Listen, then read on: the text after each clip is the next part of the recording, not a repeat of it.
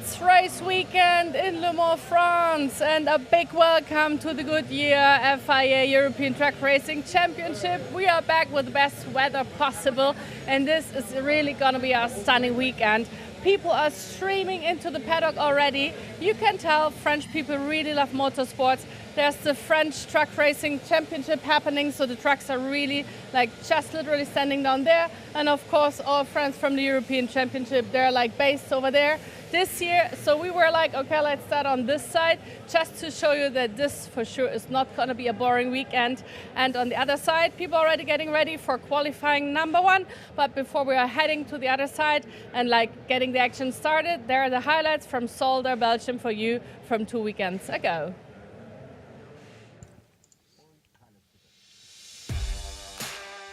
Yes, absolutely. We had a fantastic time already 2 weeks ago. I can't believe it seems to have been that long already since we were last racing at the fantastic Zolder circuit in Belgium. A very tight and twisty and technical circuit that is a massive challenge for all drivers. We certainly saw a lot of great excitement, even some big battles in the Promoters' Cup as well, with Stefan Fast trying to lead the way in the fourth and the second races of the weekend, both of which were very, very dramatic. Norbert Kish was on his usual form, fighting through the pack on most occasions, taking 3 race victories on the weekend and only missing out on the first race win because of a turbo failure. There were some wonderful battles though, and Andre Kurzim seemed to be the one that was always the guy trying to defend. But like I said, Norbert Kish was on absolute form all weekend. Technical gremlins for Stefan Fast denied him the first overall victory of the season. But there was a lot of great point swapping throughout the order. The championship constantly developing lap after lap, and Jochen Hahn certainly had a strong weekend as well, fending off the battles with, of course, Andre Kurzim, his fellow Iveco driver. But Norby was on form yet again. Sasha Lenz was also on point-scoring form over the weekend, and we saw some drivers returning to the podium, not just in the overall standings, but the Promoters' Cup as well. And can you believe it already? 2 weeks later, we are here at Le Mans at the wonderful Bugatti circuit. Hello everybody, my name is Chaz Draycott and I'm the English commentator for the Goodyear FIA European Truck Racing Championship, and I will be giving you as much insight as possible over the course of this weekend. This is the first qualifying session of the weekend. We then have 2 races coming up today. And then, of course, we have all of that again tomorrow. We have a qualifying session in the morning and then 2 races later on in the day. The second races of the day have the top 8 reversed on the grid. And that's based on the first race result of the day, I should say. But as you see, quite a big crowd starting to pile in here now at Le Mans. We always do get big numbers here. And you can also see that the weather itself is actually glorious as well. It was apparently very cold yesterday. I was speaking to some of my colleagues that are there on the ground at the circuit themselves, and they were saying that the winds are really quite high there at Le Mans. It's quite a flat area actually, so you do always get quite a big breeze, but it's not raining like it was the last 2 seasons that we've been here. It has been very, very wet in the past, and some of the racing has been incredibly exciting because of that. Doesn't seem like we're going to get much of that rain, if any, today, so we'll have to keep our fingers crossed and see what comes our way. It's a very iconic sight though, as we look down the start-finish straight here at Le Mans. Circuit de la Sarthe, of course, the location of the 24-hour race, which celebrated its centenary just earlier this year. Here's the championship standings at present though. Norbert Kish on pole position in the standings and in every race so far this season. Jochen Hahn chasing him in second place at the moment on 236 points, but being 70 behind is at least one entire race meeting. Entire race meeting. You get 60 points maximum over the course of a meeting. So as long as Norbert Kish maintains that gap by the end of this weekend, he will be the 2023 champion ahead of Jochen Hahn. And Sasha Lenz is back up there as well, trying to fight with him. Antonio Albacete also trying to gain that 3rd place spot in the championship. The top 3 drivers, 1, 2 and 3, as you see there by their truck numbers, are the ones that finished 1st, 2nd and 3rd last season. Qualifying is just about to get underway though, and as you see in the background, the trucks have made their way out onto the track.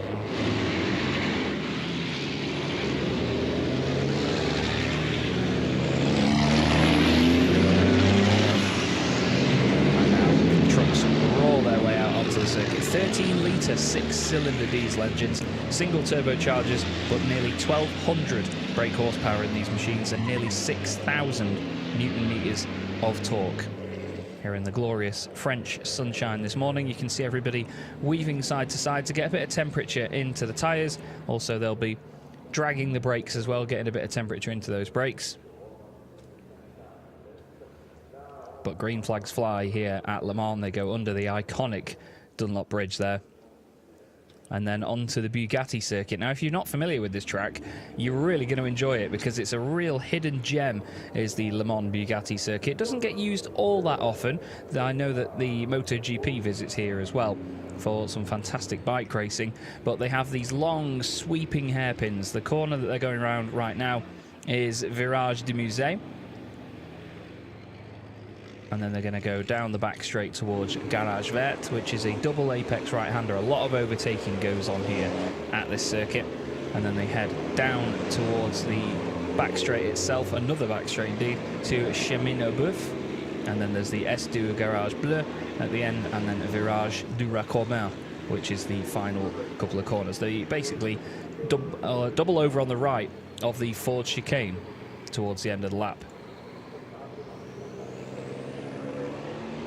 Everybody now just taking it nice and tidy around these opening laps of the qualifying session. And trying not to overdo it at this point. It's very easy to overdo it in these sessions and just wear out the tyres too quickly, obviously pushing on as hard as they can. You can see Jose Rodriguez is here with Jose Eduardo Rodriguez this weekend. It's great to have Jose back with us. It's also interesting to see Louis Requenco out there in the number 64 machine. He's actually driving Lucas Hahn's truck for this weekend, based on the damage that they sustained at Zolder with that colossal engine failure that we saw. It's been shared many a time on social media, as you may have seen by now. Luckily, Louis was absolutely fine. But you can see the order's been shaken up a little bit here. Some of the drivers, they do tend to go out in championship order, but what they're actually doing right now is heading out and basically swapping their positions around as such. Heading down the start-finish straight, you could see Louis Requenco just went through the shot a moment ago in his usual dark green machine, but the roof of the truck and the cab is still adorned with the stickers of Lucas Hahn. They've just swapped a lot of their body panels and different parts onto the truck.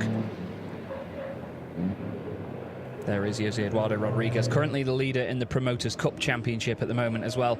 He's got a very solid lead of 39 points now over Stefan Fass, after Stefan had a bit of a difficult time over the weekend. There is Antonio Albacete, currently fourth in the championship, chasing that third place spot. He's not far behind Sacha Lenz, only 12 points between the two of them. There is Louis Requenco. You can see his usual dark green, almost black bodywork on that Iveco, but you can see the branding on the roof of Lucas Hahn's machine. There's Jose Eduardo Rodriguez making his way out of the long left-hander at Virage du Musée. Very tough part of the circuit as they go downhill into a braking zone, try and get the truck stabilised and not lock up the rear axle. The first lap times will be coming through very, very soon, as they're now getting towards the end of their laps. Norbert Kish has completed the second sector and is going to try and get his 100% pole position record extended even further this season. He's been on pole 12 times. There is Jose Eduardo Rodriguez making his way through the Chemin au Boeuf, which is the Yalm, notre pilote féminine, avec cette Iveco numéro 4, équipière finalement de cet homme. L'Iveco numéro 2 de Jochen Hahn. On va vraiment avoir de belles choses. Et dans cette séance qualificative, on s'attend à encore une fois affoler les chronos. Et c'est déjà le cas. Oui, Jochen Hahn va tenter tout ce qu'il est possible de faire. Rien à faire pour l'entrée de jeu, être dans la même seconde que Norbert Kiss.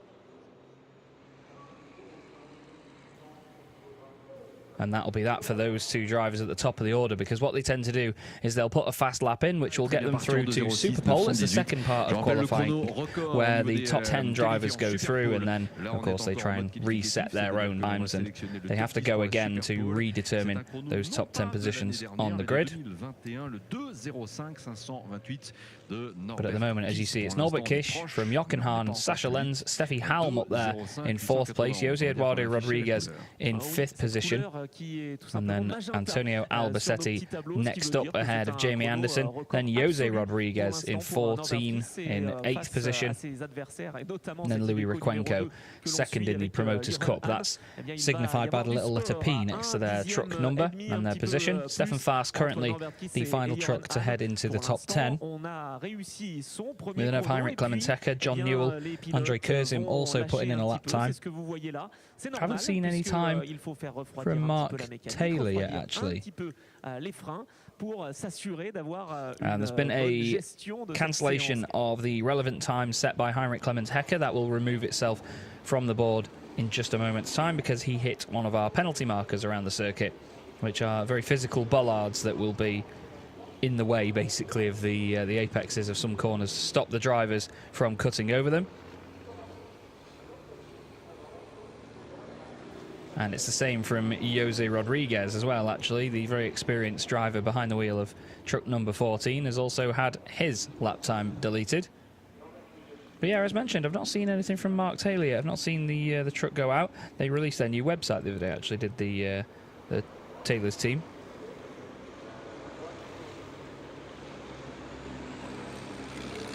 And now they're just making their way down towards the end of the lap, and as you see, a lot more slowly than they were before, because now they've set their fast times. They will now bring a lot of the trucks in.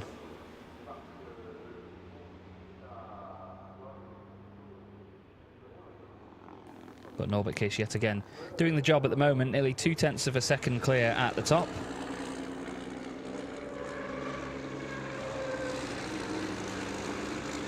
And behind them, there's quite the gap, actually, back to Sascha Lenz, then Steffi Halm. I imagine Antonio Albacete might go again for another lap there, but at the end of the day, he's in 6th position, so he's still quite comfortably through into Superpole. He's actually just come into the pit lane. You could just see him making his way in there, behind Jochen Hahn.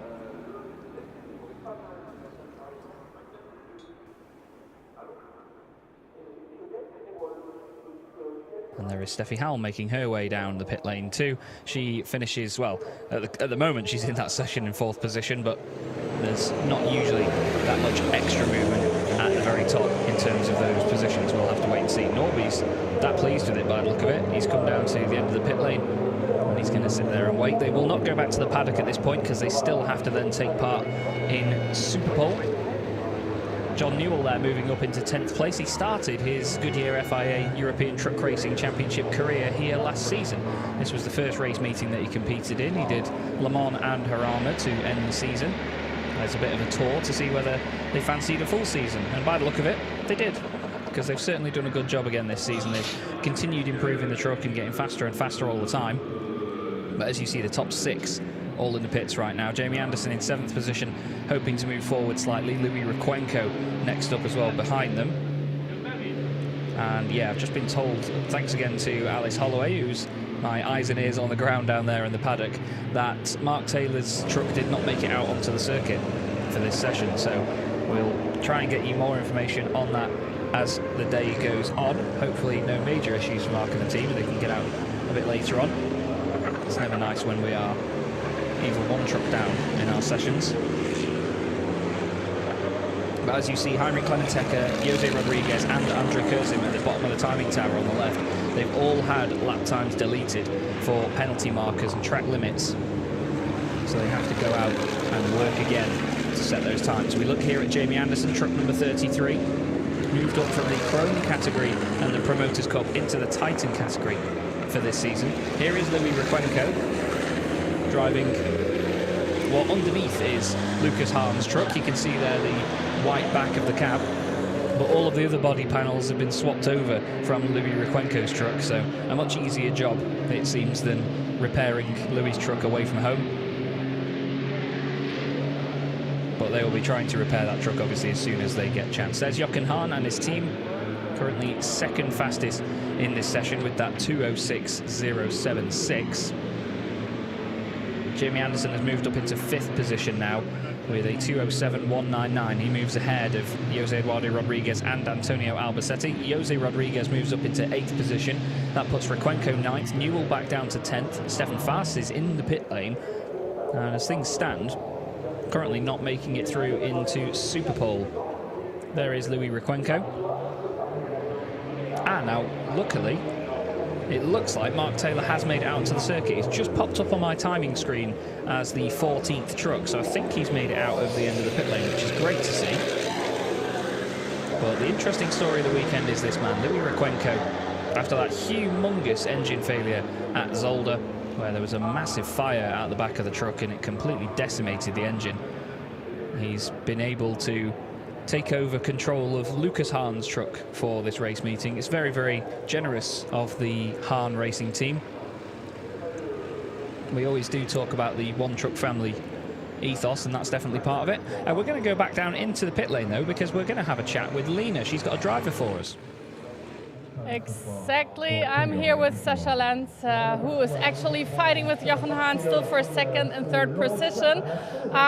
Norbert Kisch is leading with 70 points, then Jochen Hahn right now 29 points, and then 39 points before Mr. Albacete. So it's pretty tight, and there are many points to come. What is your outcome, or what is your aim for this weekend, Sascha? It's the best what we can do. It's on the end the result, and then we will see. So I want to have a good qualifying, I need a good race, and then we will see. Are you collecting points in your head? Are you already calculating? No, for sure not. Why? We are all good. All guys make the best what you can do. So on the end, we will see. How much do you like Le Mans? I like really Le Mans. It's a nice circuit, and in the evening the lights and all goes on, and yeah, it's really beautiful here. Cool. So back to you, Chess. You can tell people love Le Mans, and so do we, and we love the races that are about to come, and hopefully a very nice Superpole qualifying in a second. Yeah, it really is a special place to go to, Le Mans. It's absolutely wonderful.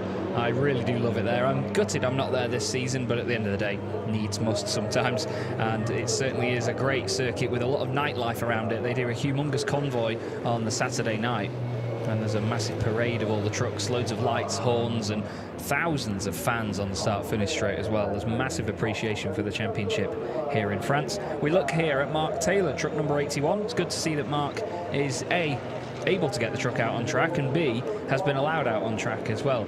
In some strict forms of motorsport, they will not allow a truck to or competitors to join very late in the session. He has a big amount of understeer though, going down a hill through Virage de la Chapelle. You can see that the back end tried to break away though, so Mark knows that he's under pressure here, and he is really pushing on. He is trying very, very hard indeed to get that truck towards the front of the pack, and again, look, he's really kicking its head in. But I think at the same time, that's just down to Mark now needing to properly get the idea of how the truck is behaving, see what it's doing. And we're going to go back down to Lena though. She's found an old friend, Steffi Halm. And the only woman in this racing field that I'm very proud of, sorry, but I have to say so. Because of course people are watching extra when there's a woman in the race, and they're like, how is she doing? And she's always doing really good, like always 3rd, 4th place, fighting for the podium. So is it your aim to be back on podium for this weekend? Because it looks like it. Yeah, you know, for sure the goal is always to finish on the podium, but now it's qualifying, we are 4th. So I hope we can get a little bit quicker in the Superpole now. But 4th position for the start would be great, and then it's very important this weekend to score some points instead of Zolder, where we didn't finish the race. So at the moment everything is running like a plan. There are many fans already out on the track. The French really do love the truck racing. Does this give you extra power when you're out there in the truck, or you're not looking at all at the audience? Okay, if you go for the fast laps in the qualifying and also in the free practice, you're concentrated on the track, so you didn't see or recognize the fans, but especially after we finish something, you have a look, and yeah, it's a fantastic atmosphere here always. You were not really lucky in Zolder. A lot of stuff has been going on with you. You got kicked out and so on and so on. You had some technical issues. So did you rework on the truck as well? Are you properly set now? Yeah, this morning we had a test in the free practice, and with the steering everything is running fine again. So the technical standard of the truck is 100% correct. Now it's on me to make the times. All right, so good luck to you and for Super Bowl in the next qualifying, and we will be back to chess Mr. Dreikot. Thank you, Lena. Always good to hear from Steffi Halm. As mentioned, the only female driver in the championship, but certainly flying the flag for female racing drivers all around the world. We see here Heinrich Clemens Hecker on our screen, and he's had a number of lap times deleted, unfortunately. I think he's on his third lap time deletion now because of penalty markers and track limits. So he's definitely pushing on. You can see there as well that Mark Taylor in the truck just behind Heinrich Clemens Hecker, number 81, has also had a lap time deleted. Jose Eduardo Rodriguez is currently in 6th position. Requenco currently in 9th. John Newell has also had a time deleted, unfortunately. So our timing tower goes from 14 to 13 trucks as everyone's times now get reshuffled. But at the moment, it's Norbert Kish, Jochen Hahn, Sascha Lenz, Steffi Halm, Jamie Anderson, Jose Eduardo Rodriguez, the younger of the two, Antonio Albacete, Jose Rodriguez, Jose Eduardo's father, Louis Requenco, and Andre Kursim that are making it through into Super Bowl as part of the top 10. Then it's John Newell, Heinrich Clemens Hecker, Stefan Faas, and Mark Taylor. Apparently, Mark Taylor was already in the pit lane when the session started. It wasn't like they came through from inside the paddock. They see the very high-tech dashboards that these trucks have on them. A lot of people seem to think that they've got all these dials and gauges on the right hand side, very physical and old school manual gauges, and it's not always the case that they are on these sort of gauges everywhere. You do have a very high-tech display screen of all the information. It's good to see the number 14 truck back in our paddock though. Jose Rodriguez has been racing a long time in truck racing and was part of the iconic trio of himself, his father Eduardo Rodriguez, and his son Jose Eduardo Rodriguez, who races with us now. The three of them were on track together at Jarama in 2016, a trio of generations all on track together, which is really awesome. Here is Antonio Albacete. He's really going to be working hard this weekend to stay in the championship fight. As of right now, there are 120 points available in the championship. He is 109 behind Norbert Kish. However, at the moment, he's not too far away from the drivers in front of him. He's only 12 points behind Sascha Lenz and 39 behind Jochen Hahn. But over the course of a weekend, with just one race going your way, it can change very quickly. Interesting to see that Antonio has gone back out there, though. He's 7th at the moment, which is not normally where we see him. He's very often inside the top 5, even the top 3. So interesting to see that it's not completely gone to plan as of yet for them, but still, they're inside the top 10, which is the more important part. Basically, the finishing positions inside the top 10 of this session is just where they will head out on track or in what order. There's a big old tyre mark and a big chunk taken out of the side of Jose Eduardo Rodriguez's machine. There are tiny differences between their two liveries this weekend. There's a bit more red on the front of Jose Eduardo's Rebo Connaught Racing Team machine. But Jose Rodriguez's truck has, I don't think, really been fettled with much since he raced with us last season. He has made a couple of appearances over the last couple of seasons. Here is John Newell, currently in 11th place, only a few tenths off that top 10 spot. He just needs to try and dethrone Andre Kursim. He's on to his final lap now, though.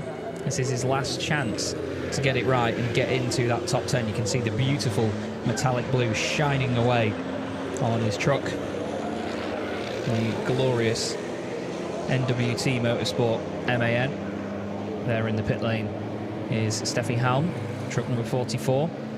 Waiting patiently now for Super Pole to begin. There's usually just a few minutes between the end of qualifying 1 and then Super Pole. And don't forget as well that the Super Pole session itself is a lot shorter. So qualifying 1 here is 20 minutes and then Super Pole is only 10 minutes. So the drivers get a much shorter amount of time to get a lap in. John Newell going very wide there at the left-hander down at Musée. And I think that's going to be the end of his lap there. I'm not sure if he's still going great guns to try and make up for that. The checkered flag waves now that the timer gets down to 0. And I think John has backed out of this lap. I think he knows that that's that. They do often get a screen where they can see their deltas in the truck, the delta being their sort of relevance to their fastest lap time. There's Tim Frost, probably watching one of his own vlogs on YouTube. They've actually released a couple of their latest vlogs recently, have the T-Sport Burnout guys. Tim does document their race weekends very well and gives a good insight as to what they get up to over the 5 or 6 days that it takes them to complete a race weekend. Straight after Le Mans this weekend, we will be heading to the season finale at Jarama next week.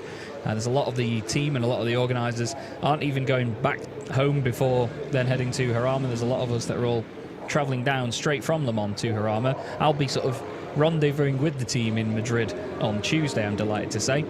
And everybody's looking forward to setting up for the week and preparing for a grand finale. Is it a finale where we're going to see Norbert Kish clinch the championship, or is it going to be here at Le Mans where he does that? We'll have to wait and see. Heinrich Clemens-Hecker pushing hard there in the Scania out the final corner, kicking the back end out over the gravel, and across the line he goes. And that lap is his best. It's a 2:09.005, but it's not enough to move him up the order. He just gets a little bit closer to Stefan Faas, who again, quite a surprise, down there in 12th place. John Newell crosses the line, and he obviously backed out on that lap because that's nearly half a minute slower this time round. But he completes the session and crosses the line. And there's no further action taken against Heinrich Clemens-Hecker, but if he would have got another time deleted, he did only have 2 in the end. I thought it was 3, but if he would have had a third, that would have been a technical infringement actually, so he would have been disqualified from qualifying. There's Andrei Kursim in the beautiful white and yellow Don't Touch Racing Iveco on his way in, followed by another Iveco there, Louis Requenco, truck number 64. There is the front right of Jamie Anderson's machine and his team there. They're all just checking the time in, checking data and whatever they need to ahead of the next session. You can see the real steep angle that the wheel was tilted at there. These trucks run a very high caster angle because of the amount of weight that tries to pull the truck away and lean it over one way then the other when they're going around corners. They run a very high angle of caster, so when you see these things moving slowly in the pit lane, it'll look like the suspension's collapsed and that the wheel is about to fall off and fall out of the arch. But it's just to help keep that wheel as flat as possible against the ground everywhere they go. So our top 10 is confirmed then. And it's Norbert Kish, Jochen Hahn and Sasha Lenz as the top 3. Steffi Halm next up with Jamie Anderson. Jose Eduardo Rodriguez, the highest placed in the Promoters' Cup. Then it's Antonio Albacetti, Jose Rodriguez making it through to Superpole on his return to the championship, Louis Requenco in that brand new truck, and Andrei Kursim making it through. Unfortunately, the drivers that did not make it through are John Newell, Stefan Faas, Heinrich Clemens-Hecker and Mark Taylor. There is Stefan Faas, just on the right-hand side of shot, heading down the pit lane now. And the gorgeous Tank Pool 24 Scania, very striking livery. They've always got great branding of that team. They're always absolutely on it with everything branded in their team. They really do keep it looking nice and shiny. But there is your top 3. Top 3 in that qualifying session, top 3 in the championship. Norbert Kish, Jochen Hahn and Sasha Lenz. Like I say, Norbert Kish 70 points clear of the rest of the field in the championship at the moment, having one hell of a season so far. He might even exceed the dominance that we saw in 2015 when he took his 2nd title. He won 19 races that year, and as things stand at the moment, he's got 17 race victories. So it's very likely, based on his form, that he could overdo that. The next driver back in terms of race wins is Jochen Hahn with 3 wins. We've had 24 races so far this season, and there's only 7 of them that Norby has not won. He's been on the podium 19 times. Jochen Hahn's been on the podium 13 times, and Sasha Lenz 12. There's a number of drivers that have scored some great podiums as well. Jamie Anderson's had 3. Jose Eduardo Rodriguez has had 3. Lucas Hahn has even taken an outright race victory as well. And there's some of the penalty markers being removed and put behind the barriers. They often get replaced if they get broken or damaged. But as you see, they are not small bits of kit either. They have small round slots in the inside parts of the concrete curbs where they can place those markers. Just as a more physical black and white sort of track limits warning, basically. But again, thank you to all of our marshals and officials that take their time to stick around the circuit and obviously do a great job at making sure that the session can not only run smoothly but run safely as well for the sake of our drivers. It's hard work being a marshal, it really is, but a lot of it is done, I think all of it almost is done voluntarily. But the trucks now head out for Superpole. Only 10 minutes this session, and with over 2 minutes a lap in most cases, the drivers are really going to have to get a move on here. This is not a circuit where they get many chances to set a time. Looking back at the Slovakia ring, for example, it's a very long lap there, nearly 3 minutes. Drivers only really got 1 or 2 chances to put a proper fast lap time in. But this is the first Superpole of 2 over the course of the weekend. Of course, we repeat everything again tomorrow, so we have another qualifying session. That'll be coming up early in the morning. I'm just going to get the show times actually now for that. Tomorrow's show will start at 9:45 local time. Then we have 10 to 2 race 3, and 25 to 4 we will have, 25 to 5 we will have race number 4. Today, of course, we're watching Superpole 1 right now. Qualifying has just finished. First race of the day, the show will start at 3:15 local time. And then a little bit later on in the day, locally, it'll be 5 to 6 that the final show starts today. We do often go a bit later on into the day on the Saturday here at Le Mans. That's where we always have very exciting party time in the evening with all of the amazing people that make their way to Le Mans to celebrate not just the championship itself, but of course the actual industry itself as well.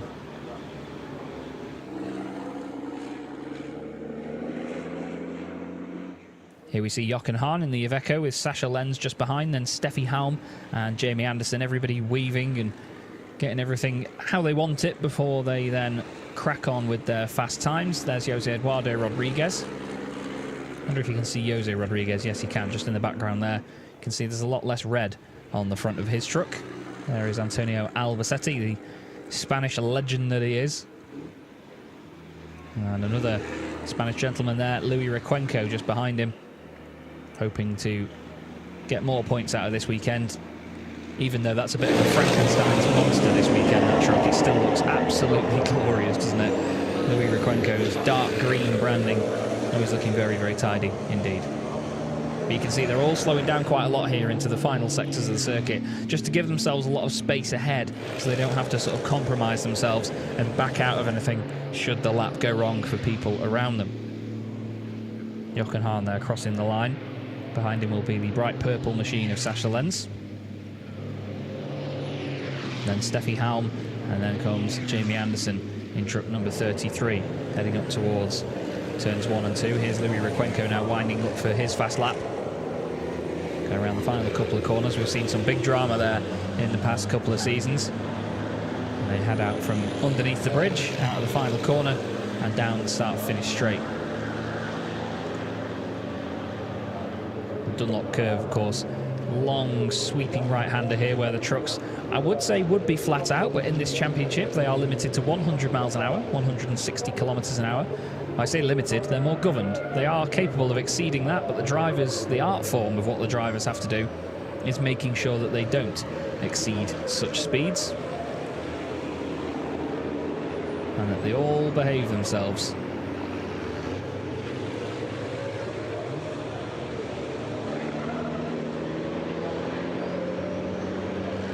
Louis Recuenco there getting on the gas nice and smooth out of the smooth long right-hander. You can see one of the penalty markers has been almost snapped in half there. A lot of the time they're almost like a very thick foam, so they don't really get damaged that much.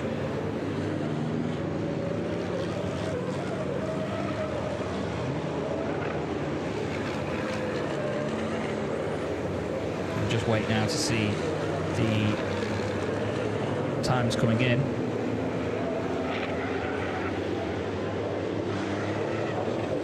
Here is Norbert Kisch round the final couple of corners, probably on his way to set another pole time. His form this season has been sensational. We've seen 2 very dramatic failures for Baloo, the big red MAN that he drives. Turbocharger failure at the first race at Zolder, and an electrical failure at the very first race of the season at Misano. but it's a 2:05.459 for Norbert Kish. That puts him nearly 0.4 of a second clear of Jochen Hahn. Sascha Lenz is 1.9 seconds off and is falling down the order, actually. Jamie Anderson is a 1.5 seconds off, but he's gone third ahead of Steffi Halm. So it's Kiss, Hahn, Anderson, Halm and Lenz at the moment, but I imagine those bottom three at the moment will definitely want to put better times in than that. Jose Eduardo Rodriguez, well, he came up as having a penalty a moment ago, or he was under investigation, I should say, for a potential penalty for hitting a penalty marker. Look at how glorious this circuit is. It really is beautiful. Like I say, it's such a hidden gem as well, the Bugatti circuit here at Le Mans. Now, both of the Rodriguez drivers are under investigation, apparently, for penalty markers. So that's Jose Rodriguez, truck 13, and Jose Eduardo, his son, in truck 38. But it's Kiss, Hahn and Anderson, the top three at the moment.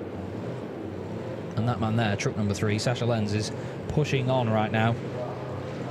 That SL Truck Sport 30 machine looking very, very tasty. It's always so well presented. A little bit wide of the first apex at Garage Vert, but you open it up and then cut back across the second apex of the corner and floor it down the back straight. He's going to be going hard here because in case this lap gets mucked up, his last lap is going to be his only chance to improve. He's currently 6th at the moment. Albacete currently in 7th place as well. Jose Eduardo Rodriguez has had that lap time deleted for hitting penalty markers.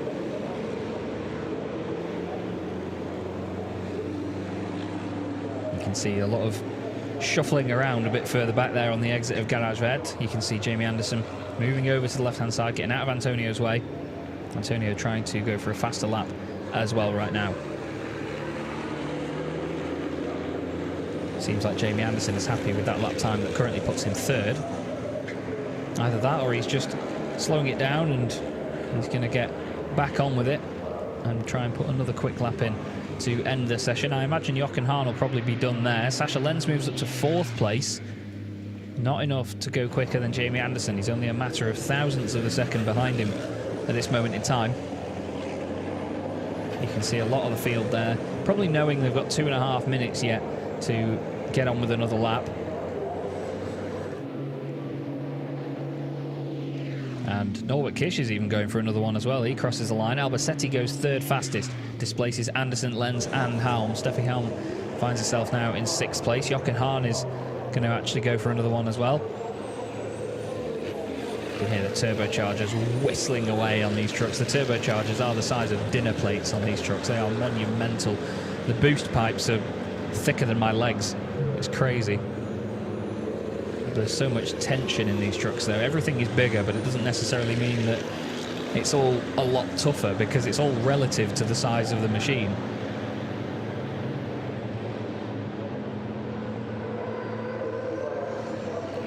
You can hear them now screeching tyres through the first chicane.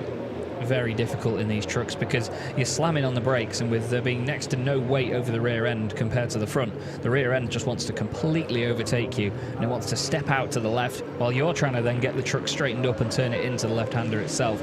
So it's a very difficult time. You can see Steffi there running wide and wider near the penalty markers but not hitting a single one of them. It's a very shiny Alcoa wheels there on Jochen Hahn's Iveco S-Way. Glorious looking racing truck, the Iveco, especially in the Hahn Racing Team colours, the white and blue, synonymous with the championship and has been for a long time. Jochen, a 6-time champion himself, winning previous campaigns back to back to back. Jochen won in 2011, 12, 13, 16, 18 and 19. And between him, Norby and Antonio, there are 13 titles. They are currently the only 3 outright champions we have on our grid, but we did have Adam Lachko with us for the races at Most in the Czech Republic. Adam was a welcome addition back to the championship as well. He took a race victory and 2 podiums that weekend. It was lovely to see the Goodyear ZM Racing Freightliners back on our grid. 10 seconds to go then before the checkered flag will fly.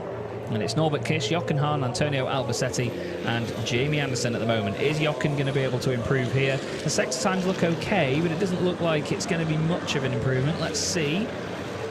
Actually, no, he's a bit slower in the final sector there, and it lets him down, so he's gone about a tenth and a half slower overall. Steffi Halm moves up into third place. Great lap by Steffi. She does a 2:06.536 and improves greatly.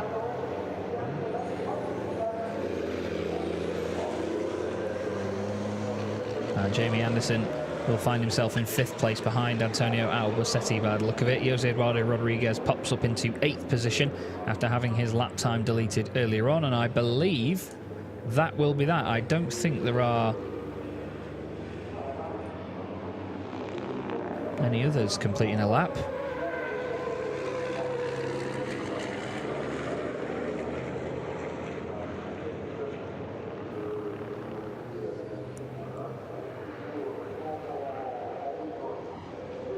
We're just going to wait now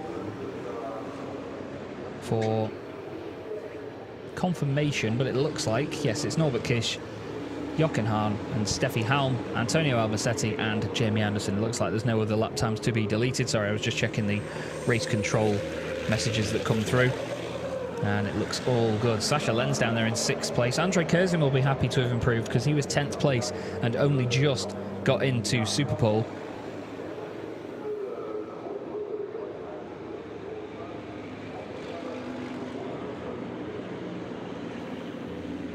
Jamie Anderson finishing that session in 5th place. He was 3rd for quite a while there, but Albacete then displaced him, and so too did Steffi Halm. You can see the 3 of them there.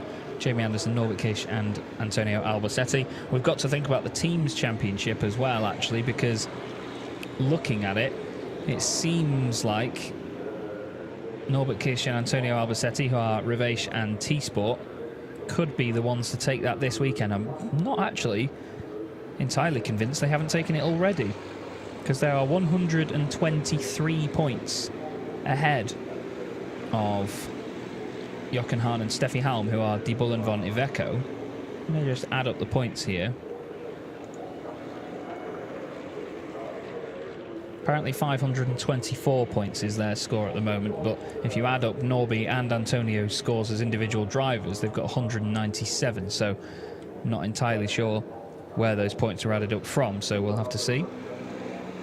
And apparently Mark Taylor's team have requested to, I don't want to say breach Parc Fermé, because that sounds like a real slap on the wrists, but they've requested that they can work on the truck during Parc Fermé conditions, so I think they're going to sort of accept a back-of-grid start by the look of it for the first race of the day coming up later on. But the sun's still shining here at Le Mans, at the gorgeous Bugatti circuit. Double-waved yellows as the marshals make their way over to the penalty markers to go and sort them out and go and fix them up, because you could see that they got knocked over and split in half, those poor penalty markers, a little bit earlier. Norbert Kish heads back into the paddock then after taking his 13th pole position out of 13 this season. We only have qualifying sessions for the first and third races of the weekend. So despite completing 24 races so far this year, we've only had 12 qualifying sessions before this one. Everyone else making their way back into the paddock now. It's a nice big paddock at Le Mans as well. It's a very well organised paddock, I have to say. It's always a pleasure to be there. It's always a long walk, though, because of that, which is very difficult over a weekend, especially at some of these hotter circuits that we go to. When the paddock is massive, you do go on a real wander, going from one team to the next, trying to obtain information with how the weekend is going on. We'll have a look at the results, though, and just to confirm, there you go. Norbert Kish, 2:05.459, the eventual fastest lap in qualifying. Jochen Hahn in 2nd place. Steffi Halm, a great 3rd place on the grid. She's going to start alongside Antonio Albacete. Then it's Jamie Anderson, who will start 5th alongside Sasha Lenz, his teammate. Then it's Andrei Kurzin and Jose Eduardo Rodriguez. Louis Requenco will start in 9th, with Jose Rodriguez starting right behind his son on the right-hand side of the grid, up towards turns 1 and 2.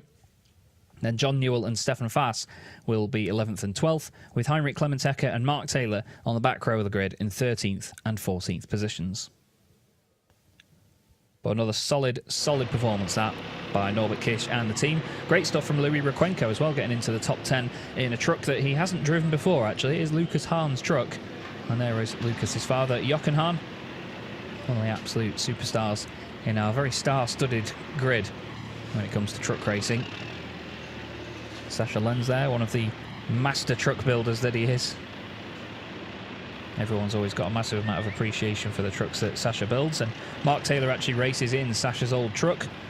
That's why when there was the big incident at Most, Mark's truck went all the way back to Sascha's workshop to get repaired and get fixed. It had bent the roll cage in the chassis, but basically that means that it had all done its job. It's just that it wasn't safe for it to then take another hit similar. So obviously Mark had to withdraw from the race meeting.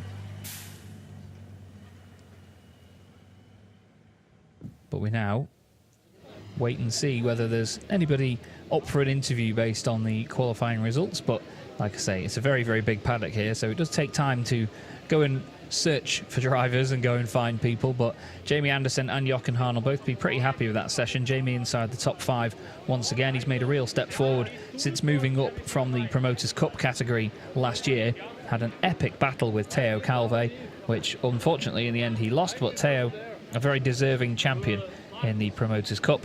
Jamie finished ahead of him in the overall championship though, which shows you just how interesting the point scoring system is, because in the Promoters' Cup category they get scored separately to the overall results.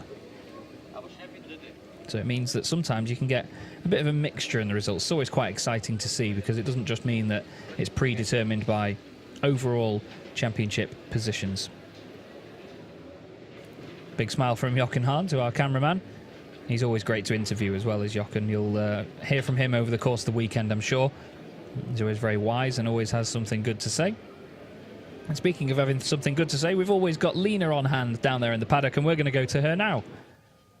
And I really love being close to those trucks. I mean, everyone wants to be close to them because they're just astonishing. They're like such a lovely mix of a street car and a race car.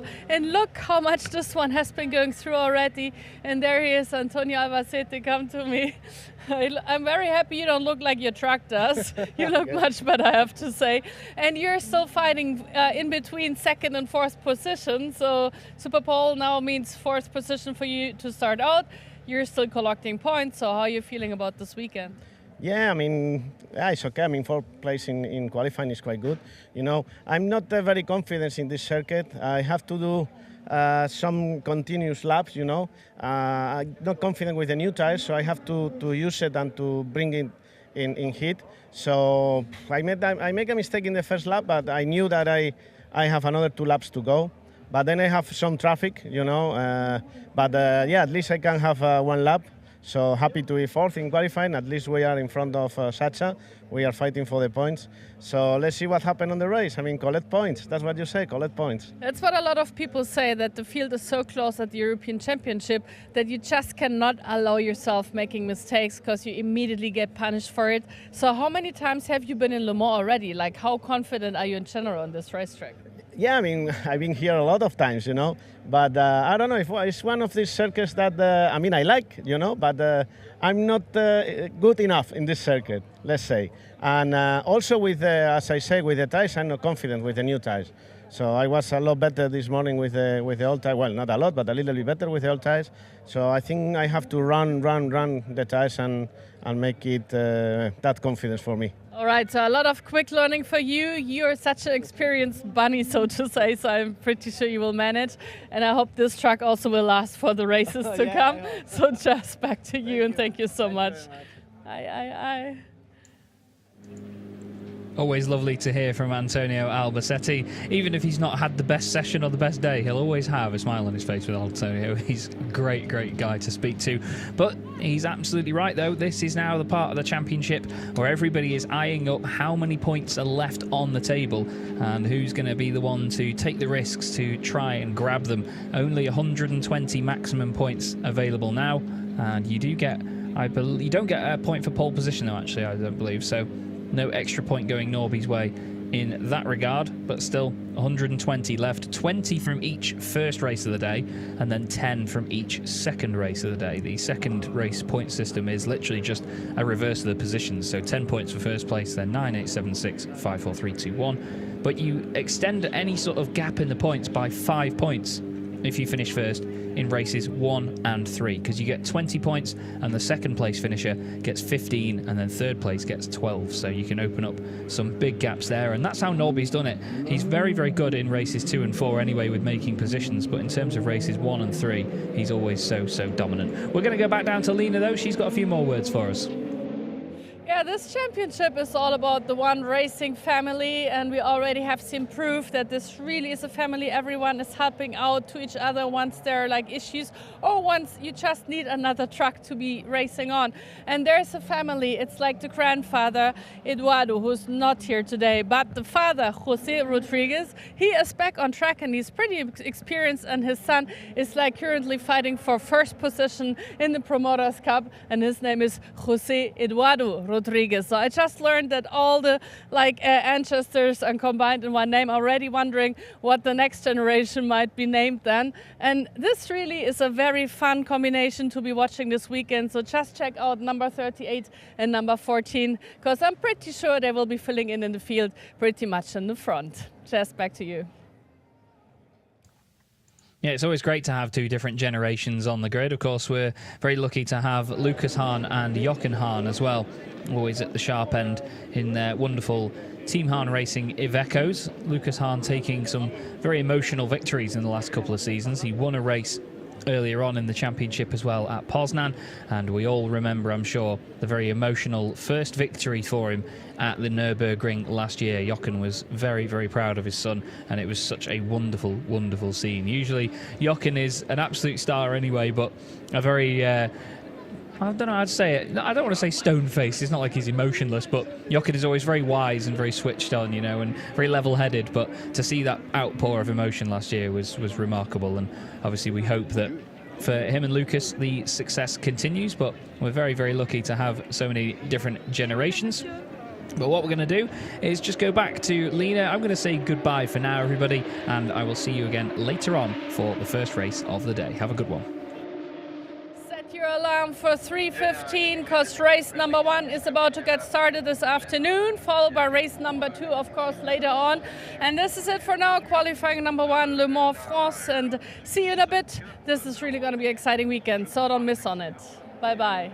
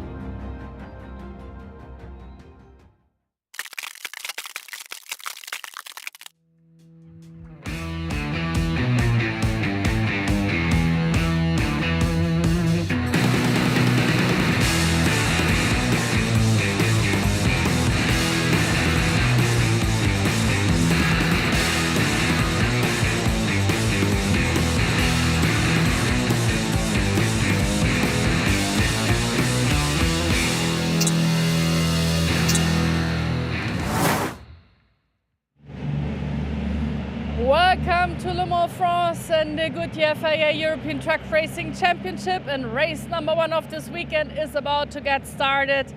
It's pretty packed, so you can tell people do love truck racing in this country.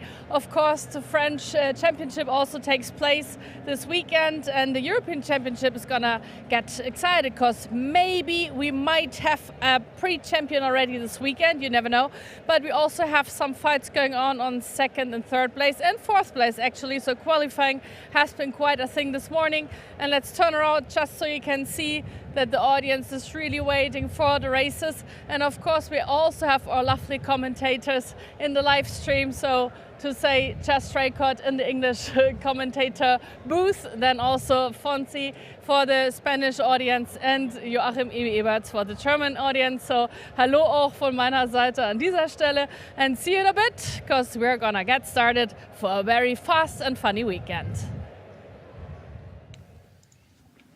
We absolutely are. Hello, everybody. Chaz Draycott here on the English live stream for the Goodyear FIA European Truck Racing Championship. And as Lena mentioned, my colleagues Joachim Eberts and Fonzi Cebrian are commentating in German and Spanish if you'd like to see their live streams instead.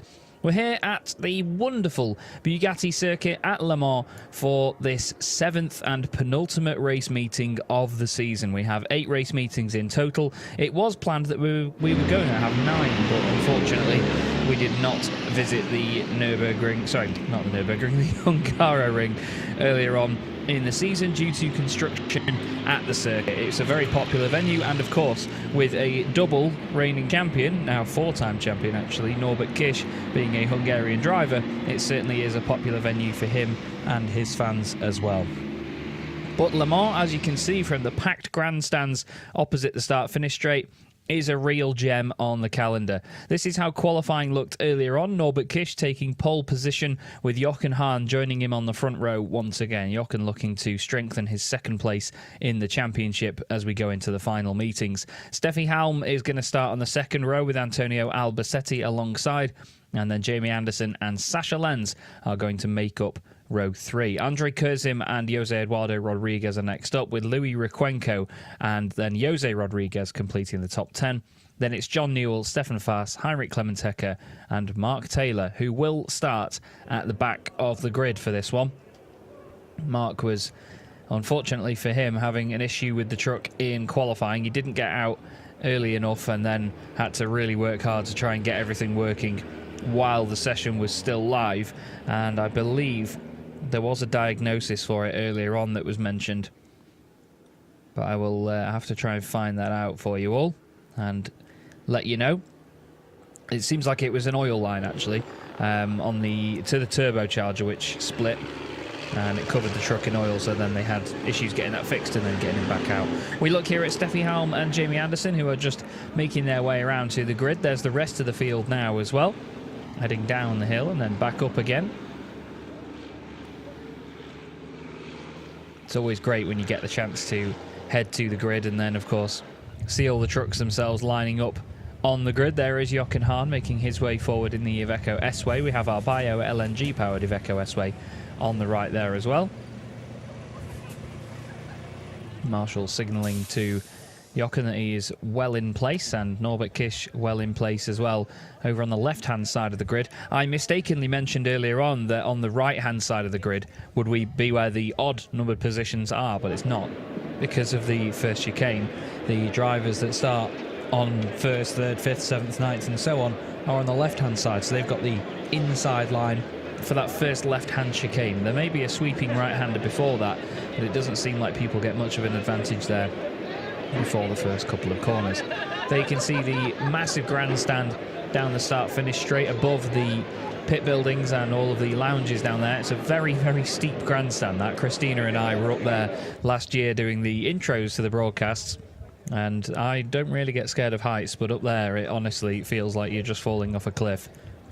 Hopefully not falling off a cliff in terms of the points this weekend is Jochen Hahn. He's hoping to take at least the championship fight to Harama in a week's time, but he needs to score more points this weekend than Norby to hold on to that. There's 60 points available over the course of a race weekend, and he is 70 points behind at this moment in time.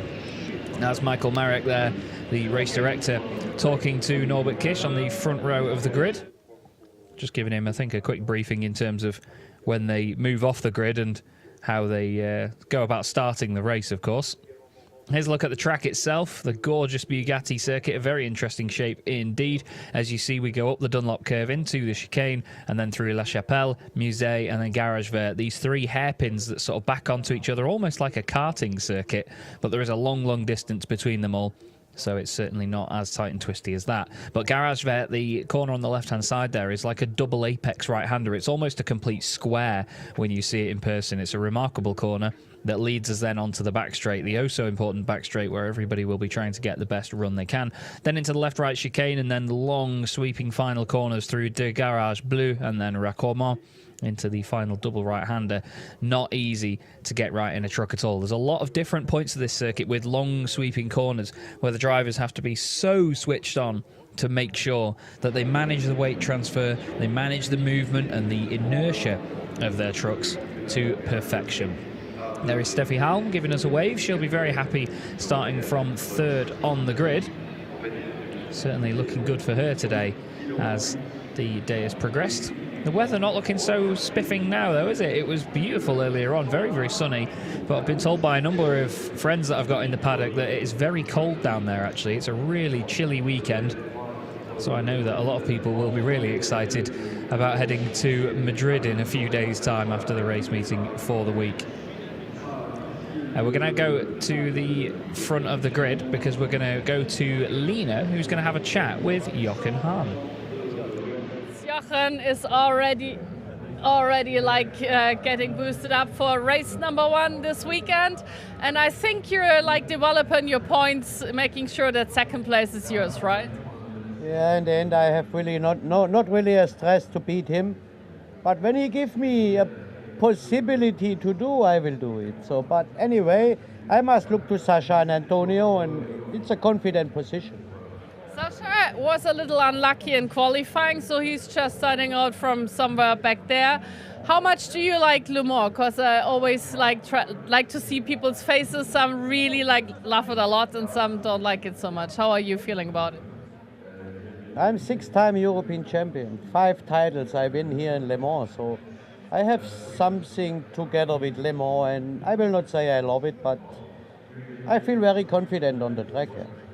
How do you feel about the audience? Do you have a look at them? Because there's so many people around the track over here. It's a special atmosphere. You have any time a race here in Le Mans? You feel the feeling? You? Yes?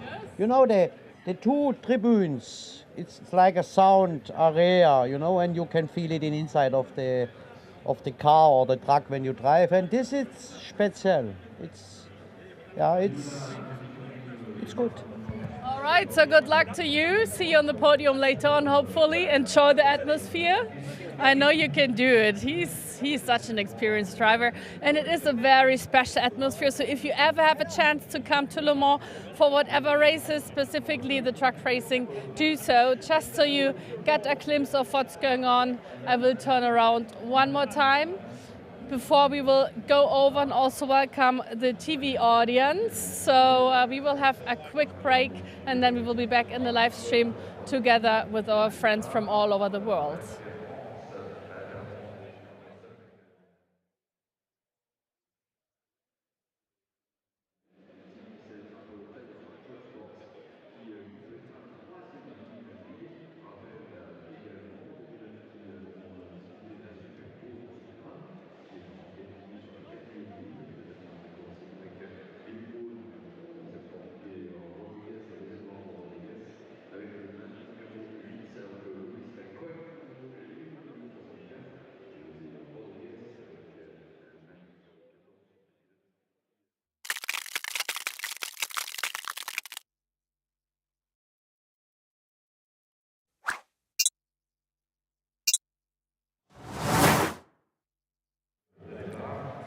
Welcome to Le Mans, France, and the 7th race weekend of the Goodyear FIA European Truck Racing Championship.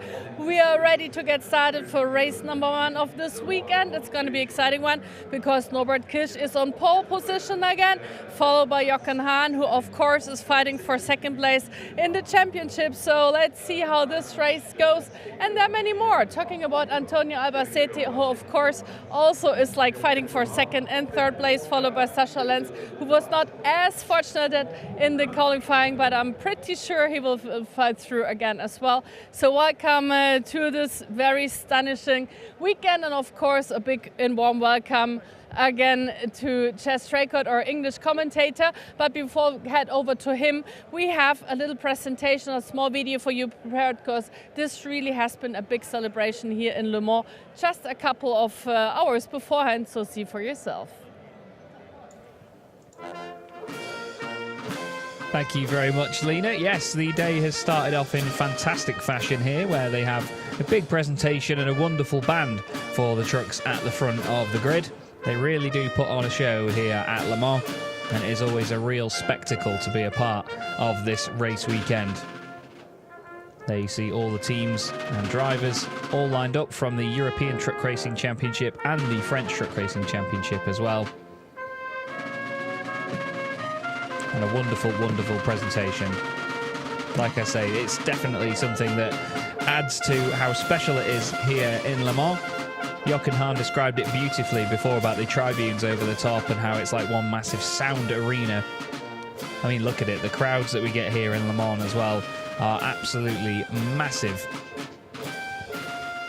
It's always a pleasure to come here, and of course it's always at a time where the championship is rounding out its campaign, so it's always at the sharp end of the field, and it means that of course drivers are really eyeing up the points. And Jochen said it himself, he's won 5 titles while racing here, so he knows definitely what it feels like to be on the brink of said championship here. Norbert Kisch is on the brink of his 5th title as well. That man there, he has been in absolutely stunning form yet again throughout this season.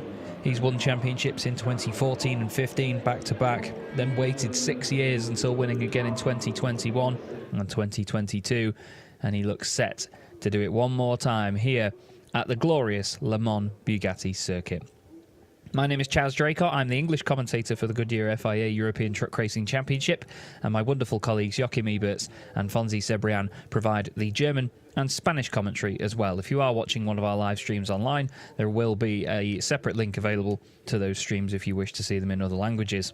It's only 17 degrees at the moment at Le Mans, so it's not the hottest of days at all. But as you see, this circuit is a very big challenge. The first sector in particular, with the long sweeping Dunlop curve into the chicane, the downhill hairpin at La Chapelle, then the over the crest hairpin at Le Musée, and the double apex hard right at Garage Vert.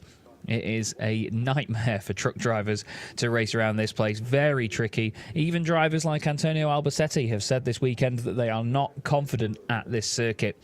It's really one that rumbles up the order slightly, and it has a very special atmosphere about it. So we're really looking forward to seeing how the racing gets underway with this first race of the weekend. 4 races coming your way, 2 today, 2 tomorrow, and it's going to be an absolute blast. We're going to head back down to the grid, though, and speak to Lena, who's got some more words for us.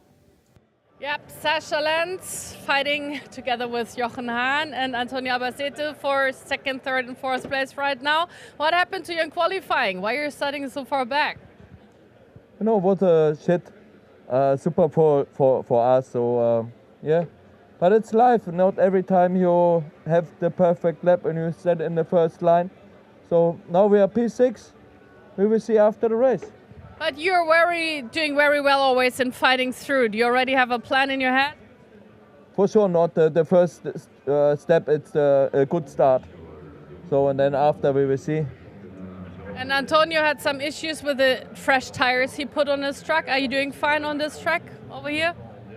Yeah, I have in a super pole or in the qualifying, I feel it's not so nice to track with the old tires from Solder. So maybe we have the same problem, you know. So yeah, we will see. All right, so I hope I get to see you collecting some more points for the championship, because I know he needs them. Jess, that's that for now. I will find another interview in quite a second, but back to you for now.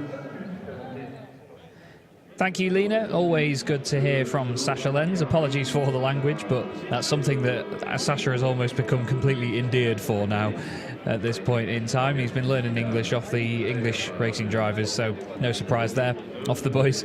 You can see there this gorgeous prepared number 3 machine with the bright green chassis rails and centre line. And then, of course, the 100% HVO diesel branding on the 5th wheel on the back there. Obviously, these trucks all do run on 100% renewable HVO diesel. It is part of the amazing sustainability methods that the championship focuses on to try and be carbon neutral by 2038 at the latest. The championship is committed to that cause, and we really do love the fact that it doesn't just carry motor racing with it, but it also means that it stretches the life of motor racing out further into the future. We now have our Ford F-Max on the grid. We are once again partnered with Ford Trucks for the 2023 season. Ford provide us with these beautiful F-Maxes. There's 2 examples, this blue and white one. We also have a black and orange one in the paddock as well. But this is the inspection lap that takes place. We get to show off our beautiful F-Max, of course, but it means that the circuit is checked for any final bits of maybe debris or any spillages or anything that may have happened between sessions that could cause the racing to not go ahead as planned, basically. I've been told for this weekend by many friends of mine in the paddock that we have George III driving this vehicle. It's a joke as a nickname, apparently, for our new Ford truck driver, but I'm yet to meet this George III, so we'll have to see how that goes on for Harama, and we'll get confirmation of that. We're going to go back down to Lena, though, and get another look at things down there on the grid. Yeah, we have a very lovely hashtag you should follow. It's called One Truck Family. And this truly is One Truck Family because everyone wants everyone to always race. And you might have seen the races going on in Zolder, Belgium 2 weekends ago. And Luis Recuenco, our Spanish driver, he had a big fireball on his truck. And so we were like, will he manage to get his truck fixed? No, he didn't. But he has Julia right here, ready to race. It's the Iveco of Lucas Hahn, and he was able to land it.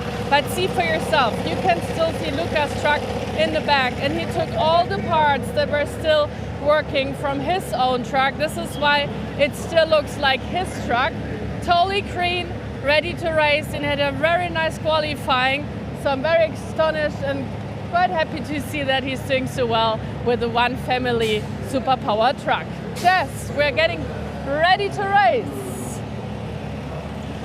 Absolutely, and yes, if there's anything this weekend that follows the One Truck Family ethos, it is the fact that Lucas Hahn's chassis is being used by Louis Recuenco for the weekend, but still looks very much like Louis' truck from most angles with the green bodywork all over it, that gorgeous dark green shade that he carries as his branding. But again, fantastic to see that he's got that very well-prepared race truck underneath him as well. We all know just how good Jochen and the team are at building trucks. Obviously, some of the finest truck builders in the world. Jochen's team, they completed the fantastic initiative with Iveco recently to build the very first electric-powered race truck, of course. So there's certainly people that know what they're doing. There's Connie Tolkun and Franz Stahlberg from the FIA making their way down the grid on the left-hand side. 2 of my finest friends from in the paddock. Lovely, lovely people that I'm looking forward to seeing yet again at Harama in just about a week's time. They're just some of the final personnel on the grid to make sure everything is all checked over and done. And there is the championship trophy in front of them all on the front row of the grid. Norbert Kish aiming to take that this weekend. I'll keep you up to date with the points situation, but as we stand right now, Norby is 70 points clear in the standings, and there are 120 left on the table. After this race, there will be just 100 left on the table. So Norby will not be able to take the championship in this race, even if he gets a maximum score and Jochen doesn't score any points. Norby will move to 90 points clear in the standings. If he then carried that gap to the end of race 2, then he would be unrivaled and be champion.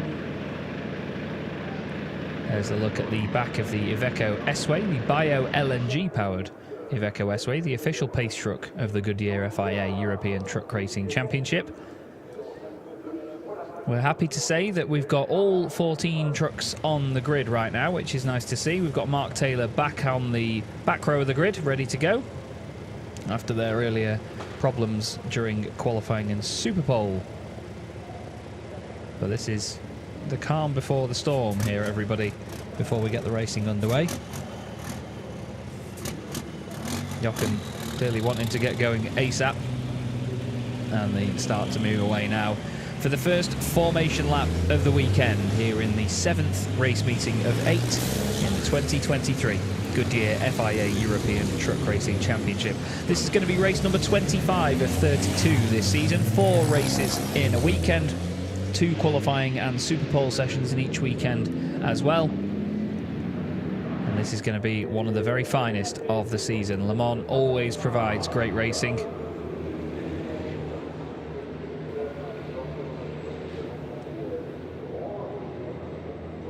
It looks almost like there's a bit of moisture on the edge of the circuit there off the racing line. It could just be a bit of dust from the gravel traps, to be fair. You do see quite a lot of that offline here at Le Mans, because those gravel traps, as you see, are massive down there at that section of the circuit. It's a very wide open area.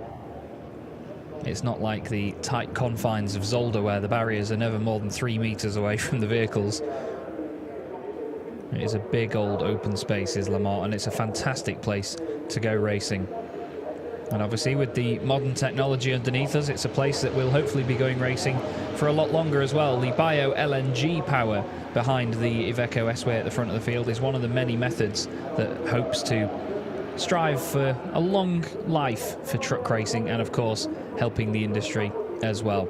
Here's your grid then, everybody. Jochen Hahn is going to be starting second behind Norbert Kish on the front row for, I believe, the 6th time this season the pair of them have shared the front row. Steffi Halm next up with Antonio Albacete on row 2. Great qualifying from Steffi. She's had a really good qualifying pace in the second half of the season. Jamie Anderson is next up in 5th position with Sasha Lenz in 6th place alongside him. He'll be hoping to gain some early places from there for sure. Andre Kurzin will start in 7th position with Jose Eduardo Rodriguez alongside him on that 4th row. Jose shares the circuit with his father this weekend, which is lovely to see. Louis Requenco starts 9th in the Lucas Hahn machine, with Jose Rodriguez making his return to the championship by getting straight into Superpole. John Newell is next up with Stefan Faas. That's the 3rd and 4th place drivers in the Promoters' Cup for this grid. And then Heinrich Clemens Hecker and Mark Taylor complete the grid in 13th and 14th. It's a very tightly contested field yet again in this championship, and there is no knowing where anybody is really going to end up in this race. A lot of people would argue that, of course, Norbert Kish is going to win, but there's been a certain amount of doubt sometimes with the truck itself. Actually, it's let him down twice so far this season. Obviously, we never hope for that to happen, but you never know in truck racing. Anything can happen. It's certainly a very niche corner of the world of motorsport, but we all absolutely love it. It is massively appreciated the entire world over. I've heard there's a very big scene for it in New Zealand as well, actually. A lot of fantastic drivers racing in that part of the world in trucks like these. So, hold on to your hats, everybody, because we are about to get underway for the first race of the weekend here at Le Mans for the 7th round in 2023. The bio-LNG powered Iveco S-Way makes its way into the pit lane. Norbert Kish leads us from the front row of the grid with Jochen Hahn alongside him. Steffi Halm and Antonio Albacete next up. They head down the start-finish straight, the lights come on, they all hold the brakes, and round 25 of the 2023 Goodyear FIA European Truck Racing Championship is go now. And there's a big jump to the left-hand side by Louis Requenco. He gets a great initial launch. Oh, a bit of movement in the middle there. Jamie Anderson moves to the right-hand side and just clips the front of Sasha Lenz, I think. It looks like Andre Kurzin was the one that didn't get a good start from that left-hand side of the grid. Seems a little bit of argy-bargy in the middle there as well. I think Norbert Kish was just leaning on Jochen Hahn slightly as if to say, nope, you make sure you stay over there, sunshine. You are not coming through on this right-hand side. Norbert Kish leads them down the hill. I think Steffi Halm has grabbed 2nd position in the Iveco. It looks like she has. Great start by Steffi Halm, but Jochen Hahn's going to come back down the inside as they go down to the bottom of the hill. Antonio Albacete still in there as well. Jamie Anderson trying to look for a gap down the inside of Sasha Lenz. Those two teammates, let's not forget. A little bit of contact in the middle of the field there. Louis Requenco pushed out wide by Jose Eduardo Rodriguez. number 38 machine not letting him have an inch there. Jamie and Sasha are leaning on each other as well through this long left-hander at Virage de Musée. Looks like Jose Rodriguez has had a bit of a scruffy start as well. I think he's just had contact with Stefan Faas. That's not what Stefan needs. Maybe a bit of fatherly assistance there. Jose Rodriguez protecting the positions of his son a bit further up the order, because Stefan is his main rival in the Promoters' Cup, let's not forget. Oh, ring very wide there. Louis Requenco, John Newell and Mark Taylor resuming their battle. They're very close in the Promoters' Cup, actually. There's only 4 points between the two of them. John Newell chasing third in that championship. Mark Taylor trying to beat him to that as well. Those two are best of the rest of the Promoters' Cup after Stefan Faas and Jose Eduardo Rodriguez. Jose Eduardo looking a lot more comfortable as well, actually, at this point of the season. Lots of darting around there from Sasha Lenz. He's making it very clear that he wants to get past Antonio Albacete. It doesn't look possible for Jose Eduardo Rodriguez to take the title this weekend unless he scores 20 more points than Stefan Faas. But we'll keep an eye on that and see whether he can wrap up that title here this weekend. But after lap 1, it's Norbert Kish taking the first spot. Jochen Hahn second, Steffi Halm third, Albacete in fourth, then Sasha Lenz in fifth. You can see them all fanning out now down the straight. There's no point sitting in the hot air in the truck from in front of you, because at the end of the day you don't need slipstream here to go over 100 miles an hour. These trucks will hit that very easily, and then they have to limit what speed they're doing down the start-finish straight. They're not allowed to overspeed at all. So all you're doing if you're sitting behind the truck in front of you is just putting hot air into your engine for no reason. You may as well get out in the cool air and do the same speed as everybody else. It's a real art form to truck racing. Andre Kursim is going well. He's all over the back of Jamie Anderson now, actually hoping to take 6th place away from him. Jose Eduardo Rodriguez is in there as well. A little bit of bodywork, or just even vinyl. No, it's a bit of fiberglass actually flapping away there on the front right of Antonio Albacete's MAN. Clearly getting very close to other trucks in the opening laps, or even just hitting a penalty marker or a curb or something can do that to them. Because look, watch the front end now as it dives down on the brakes. The front ends of these trucks get very low to the ground when they make their way through these corners. There's a lot of weight to lean on them. 5.5 tons in most cases, these trucks. The minimum weight is 5.3 tons. And over 3 of those tons have to be weighed over the front axle. I believe the exact number is 3,150 kilos. There is Steffi Halm holding on for 3rd place at this moment. Steffi has so far scored 4 podium finishes overall this season. She's having a really good run in the championship, in 6th position behind Andre Kursim by only 8 points as well, so she's got the chance to overtake him this weekend. Looks like Jose Eduardo Rodriguez has got a bit of bodywork damage there, and Andre Kursim has actually got a bit of damage on the left rear of his truck as well, so I think the two of them have both come together somewhere. Look at the way they move around into these final couple of corners. It looks fantastic, doesn't it? The way that the truck just dives down on the brakes and then really leans on that front corner. Then they get back on the power and they almost lean back as they head down the start-finish straight. That piece of bodywork has come off Antonio Albacete's truck now. Sasha Lenz just moving over all the way to the right-hand side to try and get what clear air that he can.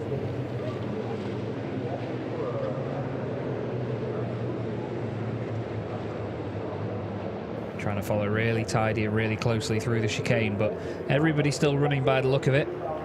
Mark Taylor has moved up into 13th place ahead of Heinrich Clemens Hecker. Louis Requenco has moved up into 10th place after starting 11th. And other than that, I don't think there's been much more movement. I'm just going to check where Andre Kursim started, because I'm pretty sure, no, he did start in 7th place actually, ahead of Jose Eduardo Rodriguez. Thought the two of them might have swapped around, but no.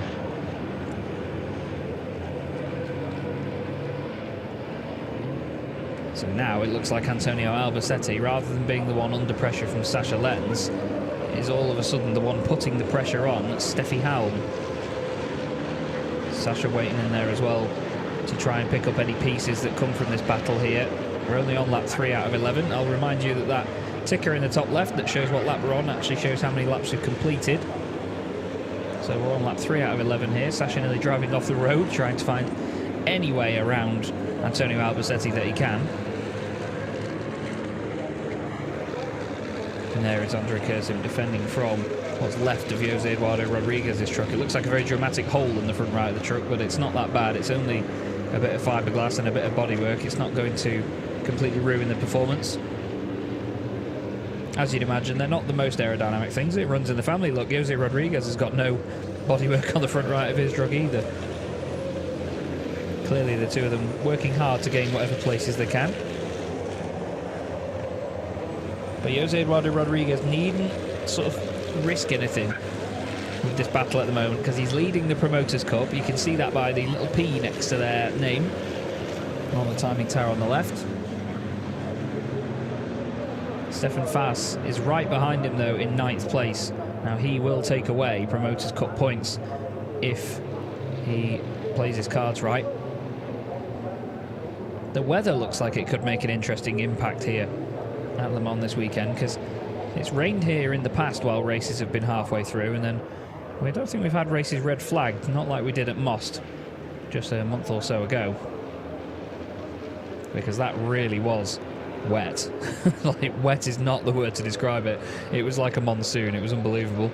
And look at Jose Eduardo Rodriguez here, really pushing on to try and get past Andre Curzon. He's working so hard to get by the MAN, chasing down the Iveco, and yet again Andre finds himself defending. He doesn't ever seem to be the driver that's attacking the person in front. He always seems to be trying to hold on to a position. He does really well in qualifying, and then just has to block for the whole race.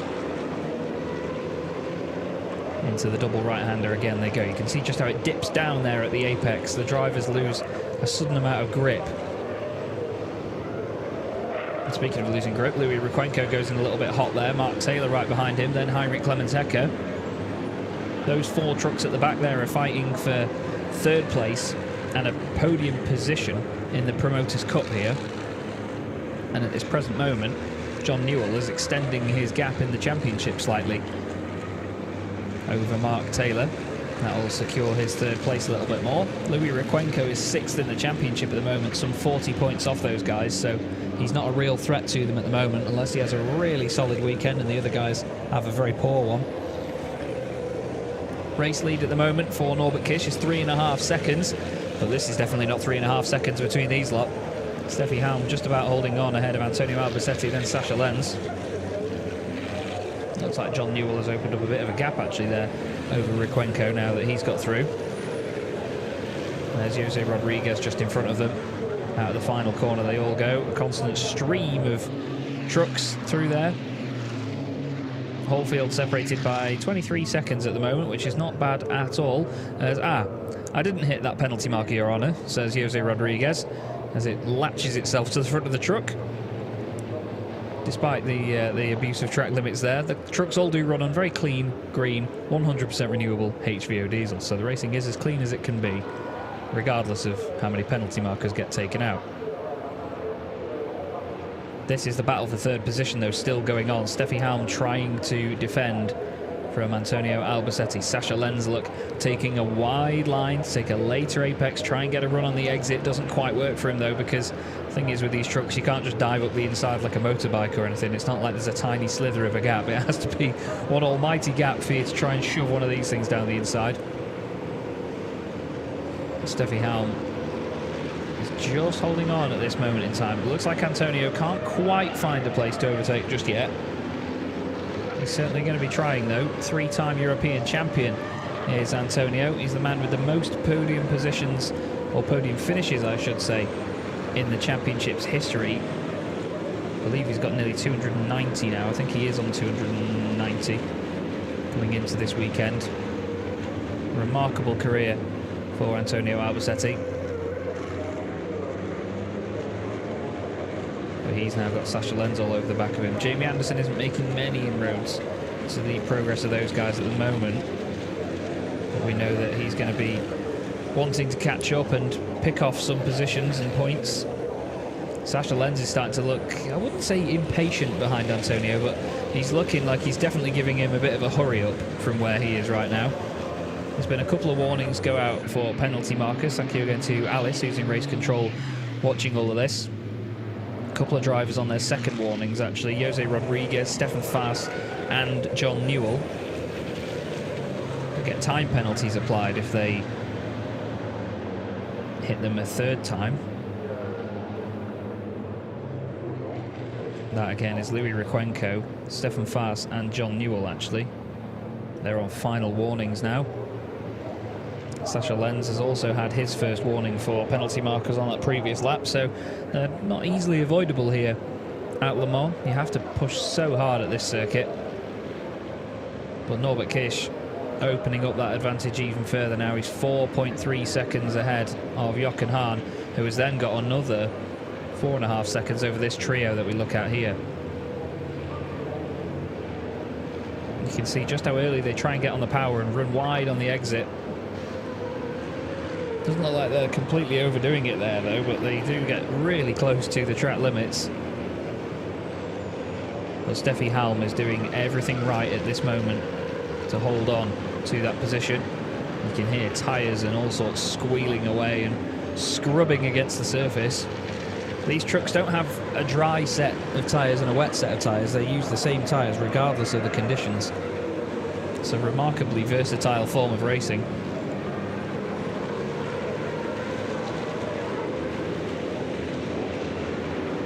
Going one way then the other through the chicane. Steffi Halm looks really confident through that part of the circuit, to be honest.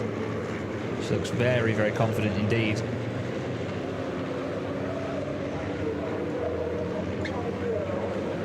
And she's going to be hoping to maintain that confidence in the later stages to hold off Antonio Albacete. Andre Curzon will be hoping to channel some of that confidence as well to keep Jose Eduardo Rodriguez behind. Jose Eduardo sideways through the long sweeping left-hander into the final couple of corners now. Recordmont.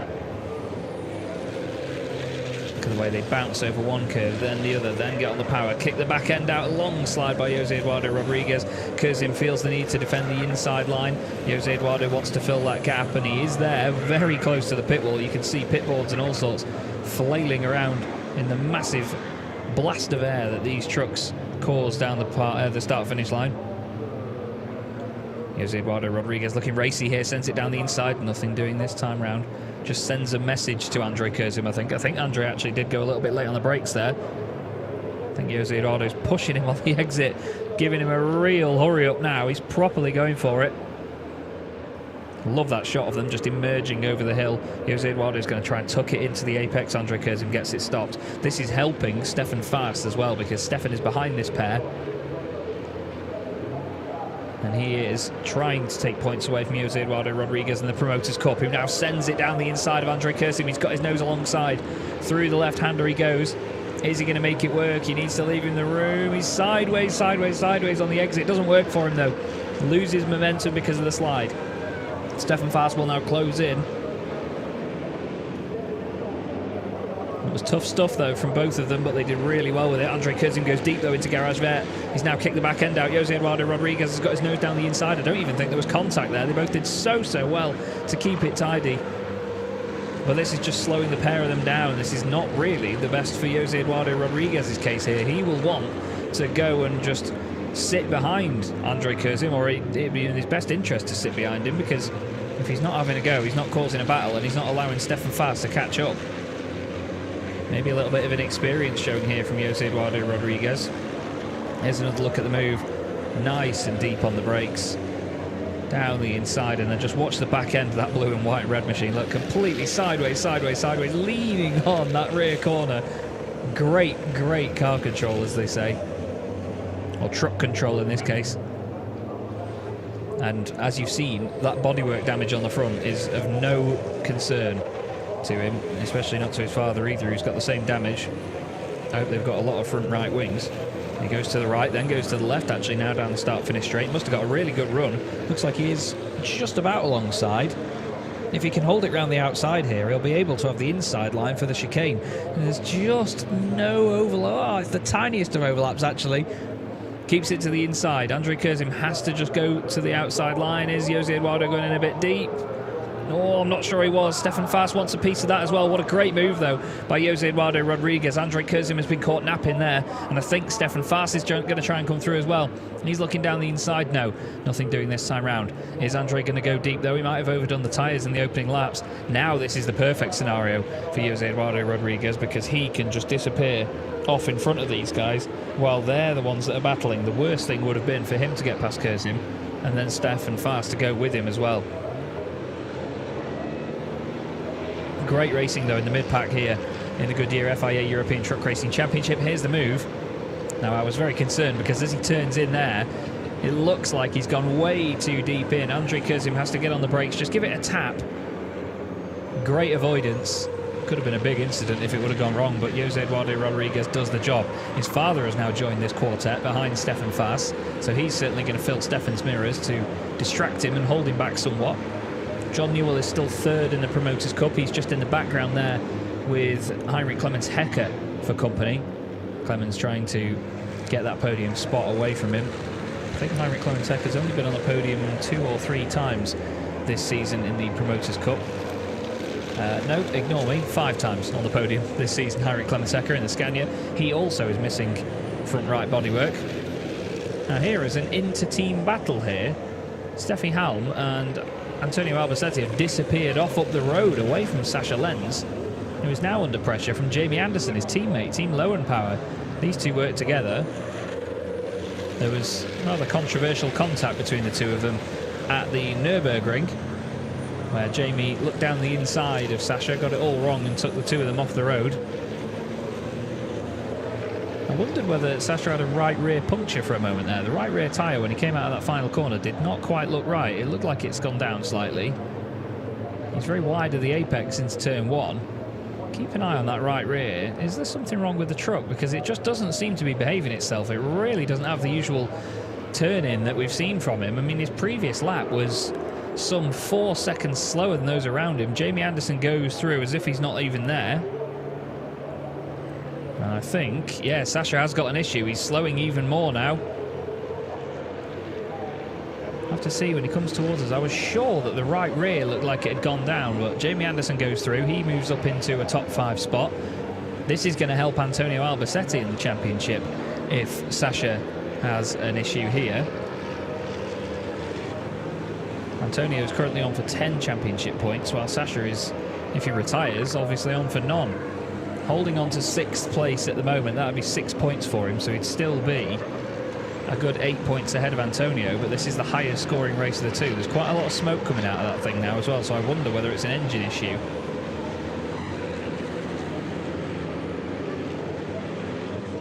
Now, I'm sorry if you lot can all see what's wrong, but I get a slightly lower quality stream sent to me as a production feed, so I'm not sure if... No, that tyre's definitely not down, is it, on that right rear? It looks a lot softer than the rest of them, but I'm not sure it's completely gone down. Be interesting to hear what the problem is from Sascha and the team afterwards. But there is Steffi Halm still holding on ahead of Antonio Albacete. We've completed 10 laps now. Sorry, we've completed 9 laps now, so we're on to lap 10 of the race. 1 more lap to go after this one. And in terms of the Promoters' Cup, it's currently Jose Eduardo Rodriguez gaining 5 points over Stefan Fast, and Heinrich Clemens Hecker has gone past John Newell, who has dropped to the back as well. John Newell has dropped right down in the pack for some reason. Requenco up there as well.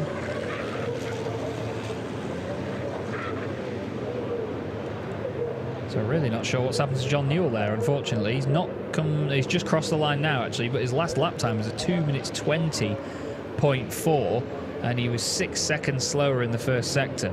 So something has happened at the start of the lap to John Newell. That is devastating, because he was on the way to a podium in the Promoters' Cup as well.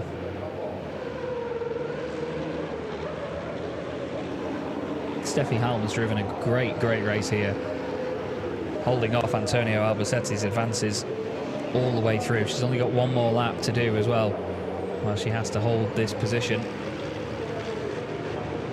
Sascha Lenz still circulating in 6th position, so he's on for 6 championship points, from what I know. So he would only lose 4 points to Antonio Albacete if it finished as is. He's now actually dropped down to 10th place on our timing tower as I say that. He's continuing to drop down as well.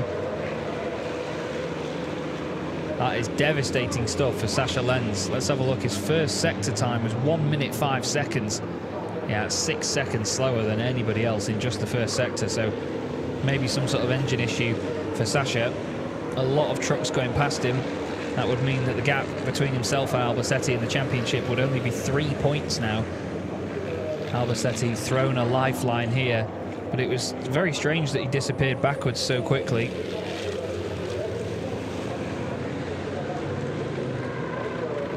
And we're on the final lap now. Norbert Kish leading by over 7 seconds to Jochen Hahn. But Jochen is going to open up a bigger gap over Lenz and Albacete in the championship as well. He's going to be 41 points clear if it finishes like this. Lenz is now out of the points, so no points for him at this point. Pardon the pun. But that means that Antonio Albacete's got a little bit less to lose in terms of attacking Steffi Halm for that final podium spot here. It's 2 points more in the championship. But I'm not sure that he would risk it all for that. I think right now they'd be happy that they'll be scoring enough points to close right up on Sascha and leave things almost level again before the next race of the day. There's a lot of smoke up there actually at the following corner. Not quite sure if that was from Jochen Hahn having a lock-up or something, or whether Norby did as well just in front of him. The two of them seem to still be circulating just fine. There is the lead gap. Look, Norbert Kish has just driven a very tidy race at the front of the field, and here he is. Sometimes no news is good news, and we've not seen too much of him this race because he's just been gradually moving away over the horizon. I believe it was a record in 2015 that Norbert Kish set with 19 race wins, and this win is going to be his 18th of the season with 7 races remaining. And I think you'd be slightly foolish to bet against him beating that record this season. This man is in fine form and is going to once again move even closer to the championship. He's going to have 75 points in his favour, and Norbert Kish wins round 25 of the 2023 Goodyear FIA European Truck Racing Championship. Amazing, amazing drive indeed. Jochen Hahn secures more brilliant points in second place. He now moves up to 251 points in the standings, and hands together for Steffi Halm, who scores another podium in the championship. That is Steffi's 5th appearance on the overall podium this season, ahead of Antonio Albacete, who banks some important points for him and the team. Lenz has made his way into the pit lane, and Jose Eduardo Rodriguez is going to cross the line now to take the race victory in the Promoters' Cup. He does it again, that now becoming Jose Eduardo's 12th win in the category this season. Stefan Faas finishing on the podium, gaining more points for his campaign, and Heinrich Clemens Hecker completes the podium in the Promoters' Cup. John Newell there crossing the line at the end. He's got a penalty marker wedged in the truck as well. I'm pretty sure that it was Sascha Lenz that had that happen at Misano earlier in the season. But a great opening race of the day here at Le Mans. But it's looking yet again like nobody can stop Norbert Kish. 18 wins and more drifting. Fantastic. Absolutely fantastic. Big Red Baloo, the MAN, is certainly on form, and so is her pilot. Like I've said, Norby could wrap up the championship this weekend. There's now 100 points left in the entire season. And he, at this point now, is 75 points clear of Jochen Hahn.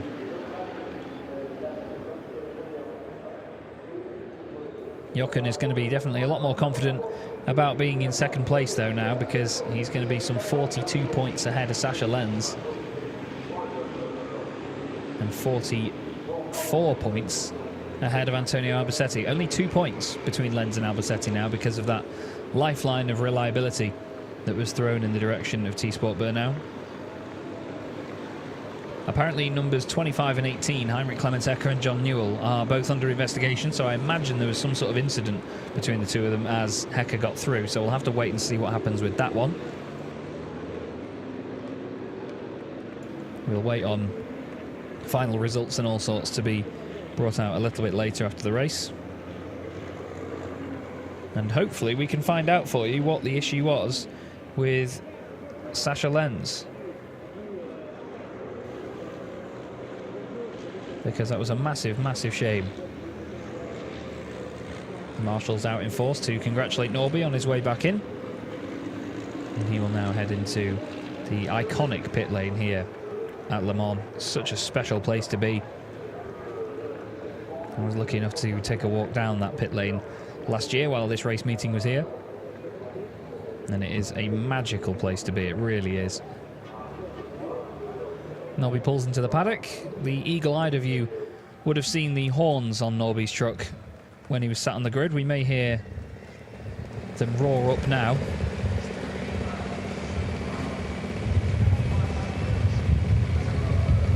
I suppose not. Seems like there's some sort of smoke or something coming from the front of the truck. Maybe just steam from the brakes, but usually it's all dissipated by now. The trucks do have actively water-cooled brakes. I suppose it's a lot cooler there at Le Mans than it usually is at some of our race meetings. But there is your podium.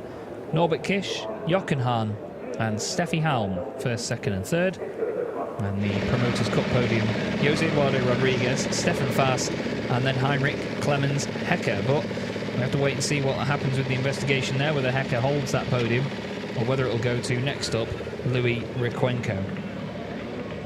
Norby out of the truck and the team very happy. That's win number 18 this season for Norbert Kish. Amazing performance. Almost looking completely unstoppable at this moment.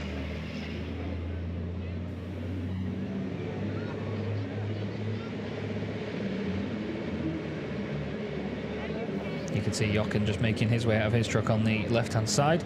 And thanks again to Steve Miller from Sascha Lenz's team. He's told me that the steering is broken on the truck. Oh, dearie me, he's just sent me a picture through of it as well. And yeah, the front right, very, very broken indeed. I was talking about high caster angles before and the angle at which the wheel sits when they're turning, but yeah, Sascha's truck very much broken, unfortunately. We're going to go down to Lena in just a second. She's going to have a word with Norbert Kish when he's done chatting away with the team, speaking to Schaber in a lot of detail there by the look of it. Lena, what do you reckon? Norbert, he's still with his team discussing stuff, so I will jump right in over here. The French guys are, of course, also an interview. And Steffi, I'm super proud of you. This was quite a race, and I love how fightful you are at this weekend. Yeah, it was perfect. You know, the start was good, and then after the second corner, everything was clear. Jochen was in front of me. I tried to stay behind him and didn't give too much gap, but yeah, I also had to fight and then look in the mirror, and then you make some little mistakes. So gap is getting bigger in front, but in the rear, everything was more or less safe. So I'm really happy to finish third. This was your 6th podium, I just heard, so I hope there will be more trophies to come this weekend. It looks really good. Yeah, I hope so, but for the moment it's a perfect start. All right, so I see you up there, and let's quickly jump over to Mr. Hahn, who of course again has shown that he's such an experienced driver. 2nd place for him again. Congratulations, what else shall I say? Again, for the second, yeah, it's not so easy to follow him today, so for my feeling, we are good prepared to overtake him, you know, so now we must understand, and okay, 2nd place, not so bad. 1st loser, that's it. Well, you also are still collecting points to make sure you become 2nd in the championship, so this has been really a nice and safe race for you also when it comes to that issue. Yeah, that's true, but you know, never wish anybody what you can have self, you know. You have something broken on the steering, it's a shame, you know. And from this side, yeah, I enjoy the 2nd place. I have a benefit now for the points, but okay, we will see. In the last race, when it's mathematic, not possible to lose the second place, then you can wish me or congratulate the second place. All right, you see, this is still a very, very exciting race weekend. The points are not yet given away, so a lot can still change. As we just heard, a little mistake, something breaking on the track, and boom, there you're gone, points lost, and someone else is like gaining the points. Let's quickly run over to Norbert. Come with me before he will go get his trophy. He's quickly sorry. He's getting the happy, it's not the happy birthday kiss, but the congratulation kiss. Yeah, this is your Fightful machine. I think he's in love with both of them, no? With your truck and your girlfriend. She will be coming to pick up the team trophy. All right, so this was your 20th pole position we just measured, and you again turned it into a magic trophy. So, I mean, it's running very well for you this weekend. Yeah, you know, again, very good job to the team for Avis Racing, you know, because, you know, we again, I think did a good job with the setup and nailed the setup for Le Mans. The free practices was very good. Qualifying also was good, you know, I made a bit of a mistake in the lap, but still was good enough for pole position. But I knew in the race we have a little bit more. So yeah, I almost made a big mistake at the start, or I did make a big mistake at the start, but I think I was still in the allowed speed because I locked up the brakes while, you know, because at the start we are on full throttle and almost full brake to build up the boost to have a good start, and you know I locked the brakes during the building of the boost, and you know I was really confused. Okay, but you did so well, and I have to send you to the ceremony because there's another trophy waiting for you. You have to go up there. This is where the Le Mans guys normally stand, so you go enjoy.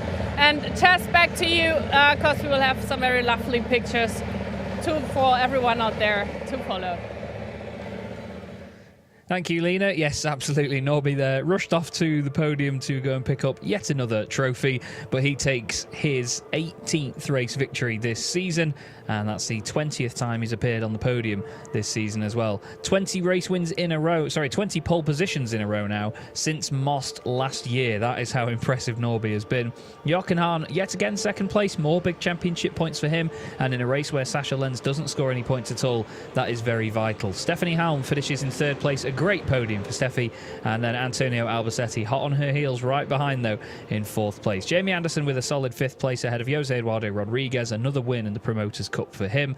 Andre Kurzim finishes seventh ahead of Stefan Faas, then Heinrich Clemens Hecker, who is still under investigation, so we'll have to wait and see what happens there, but Jose Rodriguez completes the top 10 on his return to the championship. Louis Requenco finishes 11th ahead of Mark Taylor and John Newell, who dropped down after that battle with Heinrich Clemens Hecker, and Sasha Lenz completes the field in 14th place, but one lap down.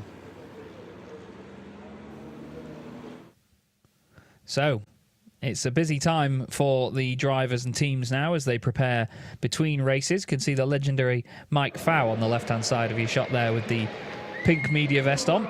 And there is Steffi Halm making her way up to the podium. You can see just how much it rained earlier on because the podium steps themselves are still drenched. But this is a real iconic podium to stand on, a very important one for the drivers and teams. Jochen Hahn up there in second place congratulates Steffi and gives everybody a big wave. And your race winner for the next round of the championship, Norbert Kisch. Like I say, win number 18 up on the very large podium up there on top of the start-finish straight here at Le Mans. You can also see our photographers on the left-hand side. We have the wonderful Richard Keinberger and Andre Boettcher there as well. Two fantastic human beings with great senses of humour. Always a good pleasure to be around them. And Jochen raises the trophy high to all the fans that are up on the roof as well. And Norbert Kisch raises the trophy high for the win and, of course, gives his team a point as well. And I believe we will now get the national anthem of Hungary for our winning driver.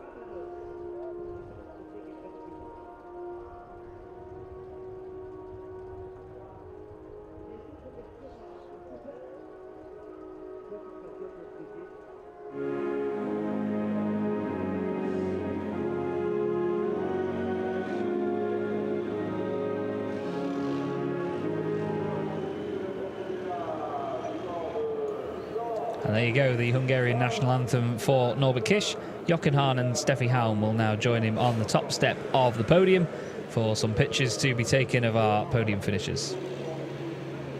They'll then go through the traditional changing of the caps that they often do.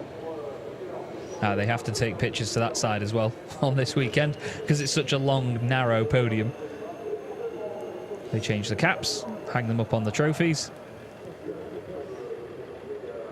And then another round of pictures for them.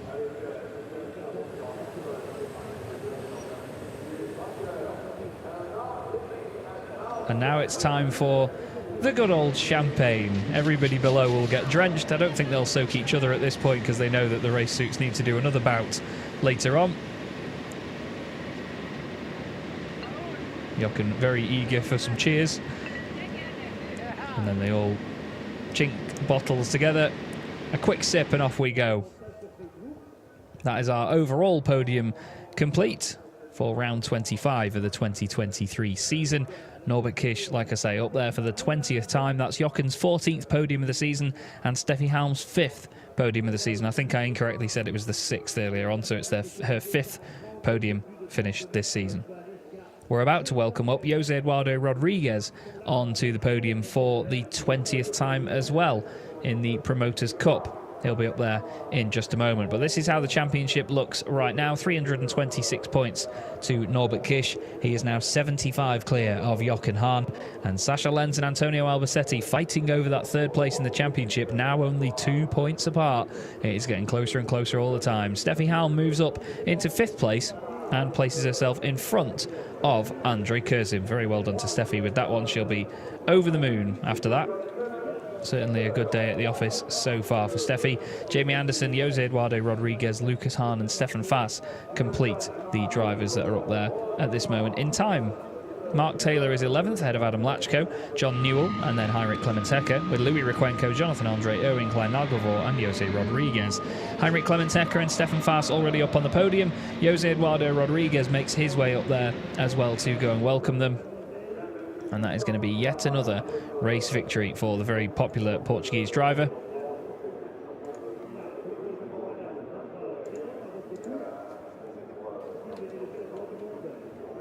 And they will receive their trophies one at a time.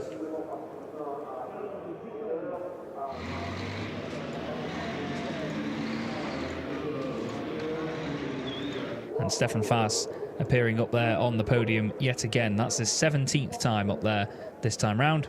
And we will now get the Portuguese national anthem.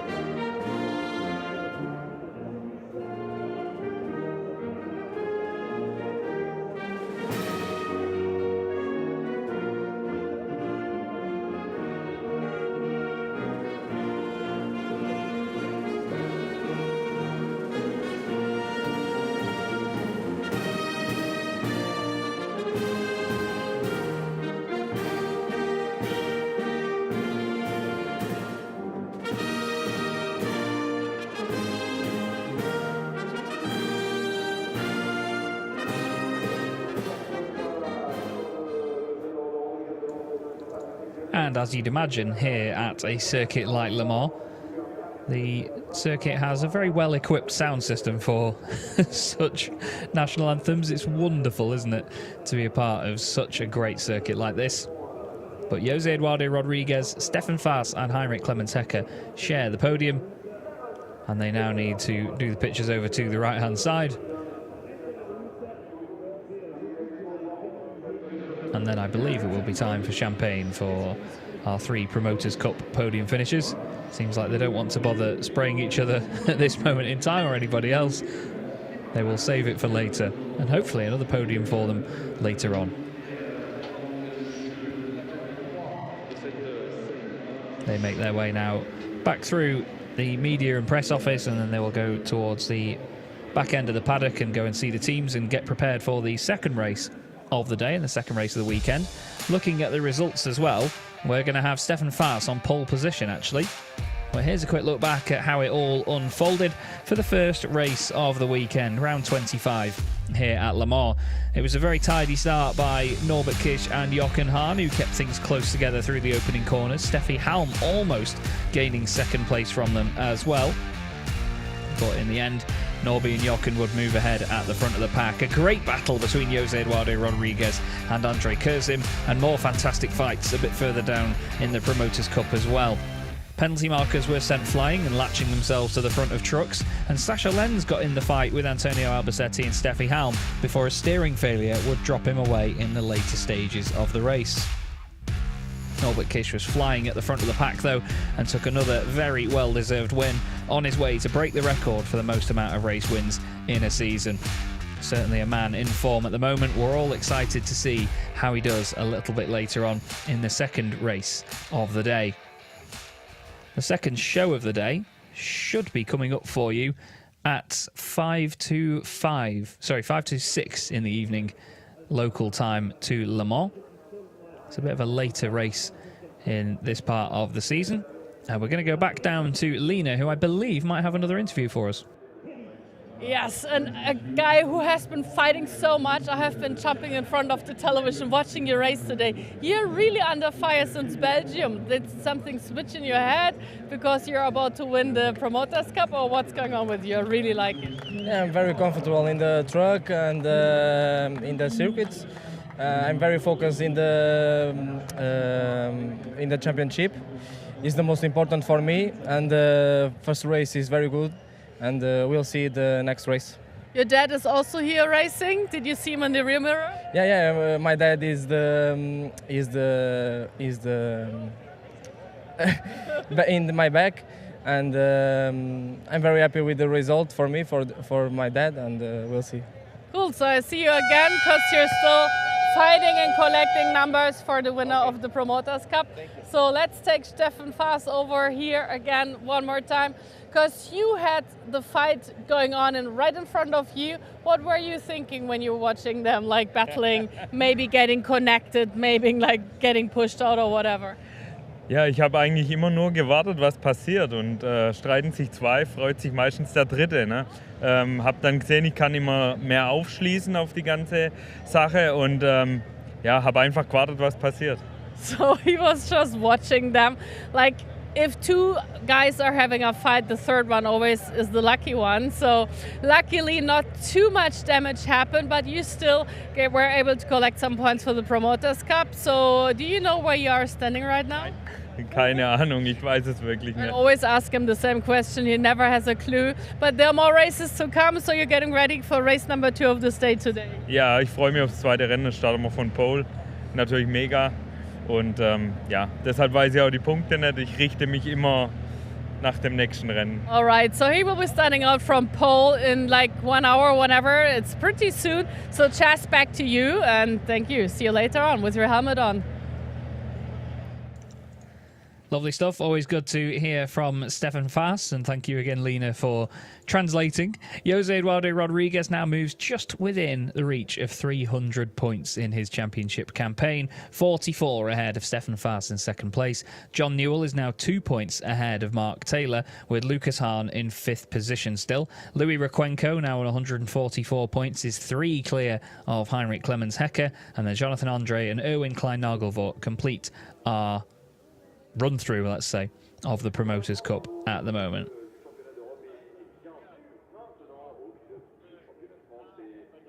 You can see everybody out on the banks all ready to watch the later races. There's a lot more going on this weekend here at Le Mans. But for now, I'm going to sign off, everybody. Thank you very much for watching, and I will hand back down to Lena for some final words. I'll see you later on.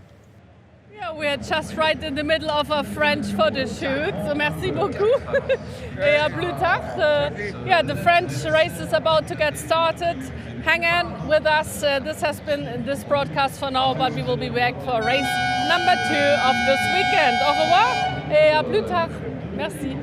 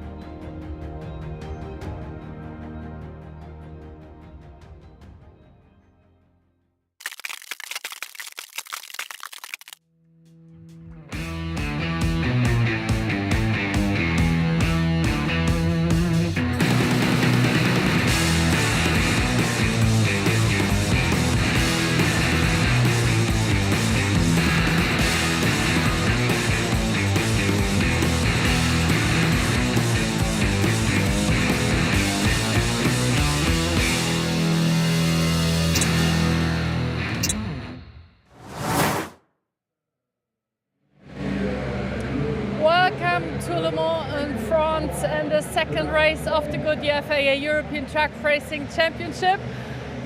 There are so many people around here. They really love motorsports and they really love truck racing, so it's such a special atmosphere. And we were like, okay, let's go find some people, and there are plenty of people that we can share with you that are waiting for the second race to start, which is going to be happening quite soon.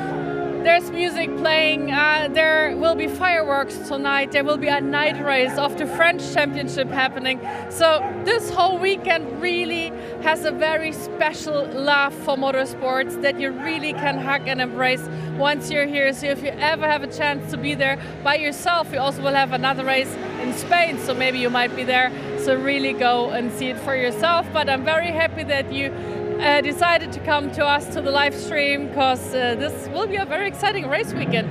So many points are being switched in between the teams. The championship is not done yet, so the next race is going to be quite exciting.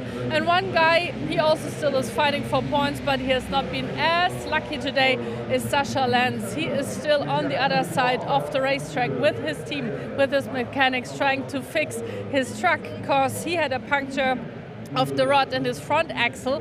It kind of punctured itself, so the easiest and quickest way was to exchange the whole front axle, and that's nothing that is done in like 20 minutes. So they're really sweating over there trying to get the truck ready.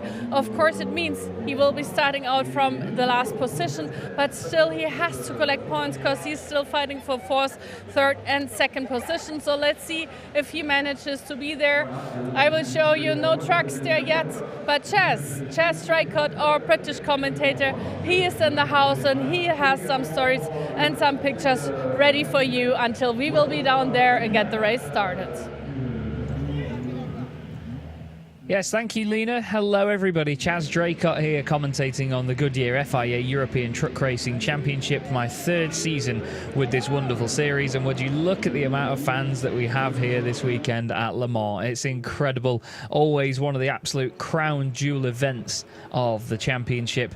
And it's a real joy to see all of these people out here to come and enjoy our racing. You can see it's getting late on in the day, the sun is setting, but we are very much far from over here for today's racing. Let's have a quick look back at the first race of the day, which was once again won by Norbert Kish. He took his 18th race victory of the season. So many fans packed the grandstands to see the first racing action from our beautiful trucks over the course of our weekend. It was a really exciting start with Norbert Kish, Jochen Hahn and Steffi Halm all very close together in the opening couple of corners, but Jochen would hold second place, Norby would hold first place, and Steffi would then have to think about defending from the trucks behind. We had an awesome battle between Andre Kurzem and Jose Eduardo Rodriguez. Great entertainment from the Promoters' Cup once again, as eventually Heinrich Clemens Hecker made his way through the pack to overtake all three of the drivers in front. Sascha Lenz was looking good, chasing down Antonio Albacete and Steffi Halm, until unfortunately there was an issue with the axle there. Apparently contact with Jamie Anderson causing that as well, so contact with his teammate unbelievably being the problem. But Norbert Kish took another race victory very convincingly from Jochen Hahn. Steffi Halm held on to a podium position, while Jose Eduardo Rodriguez took another race victory in the Promoters' Cup ahead of Stefan Faas and Heinrich Clemens Hecker. I'm just trying to find the document that tells us what the final results were for that race, but it looks like there was no further action regarding Heinrich Clemens Hecker, and he would stay in third position in the Promoters' Cup. It looks like, to me, we've got Stefan Faas on the front row of the grid. He finished in 8th place in that race, so yeah, no movement in terms of his position. And we've got Norbert Kish winning that first race of the day. Jochen Hahn in second place, Steffi Halm in third, Antonio Albacete fourth, and then Jamie Anderson rounding out the top 5. Jose Eduardo Rodriguez and Andre Kurzem next up, ahead of Stefan Faas, Heinrich Clemens Hecker, and Jose Eduardo Rodriguez.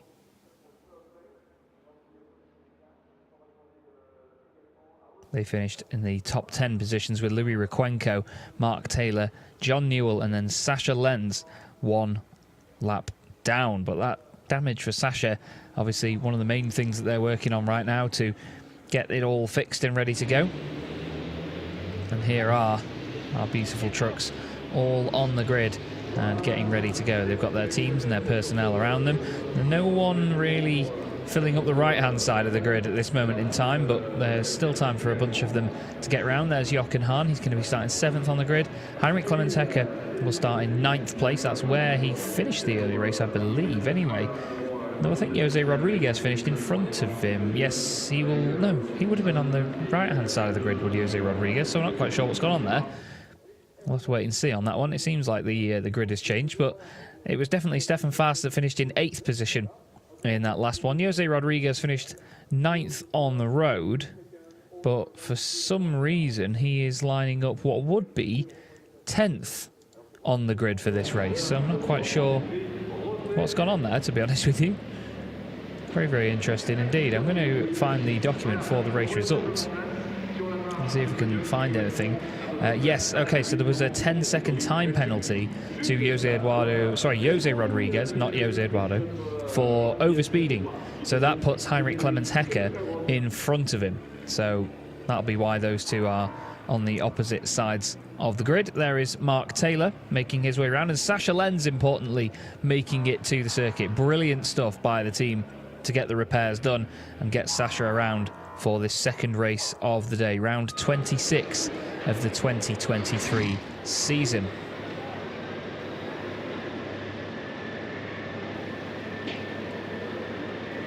There is Louis Requenco.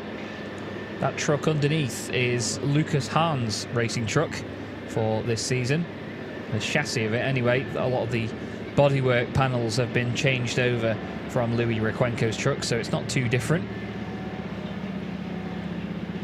And thanks again to Steve Miller for letting me know how Sasha and the team are getting on. He said they have replaced the entire front axle and they finished just after they opened the pit lane, and they've sent him out to go and then line up on the grid. So these first few laps will be the first time that Sasha has driven the truck with its latest guys and its latest setup underneath. So it may be a difficult start to the race for him, but Sasha is very talented as a racer, so I'm sure he will get up to speed very, very quickly and be smashing out the laps in no time at all. Jose Rodriguez there on the right-hand side of the grid after swapping with Heinrich Clemens Hecker.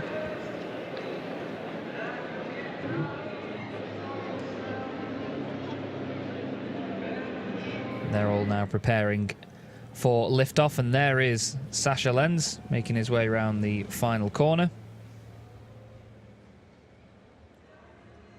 And he will take the final spot on the grid.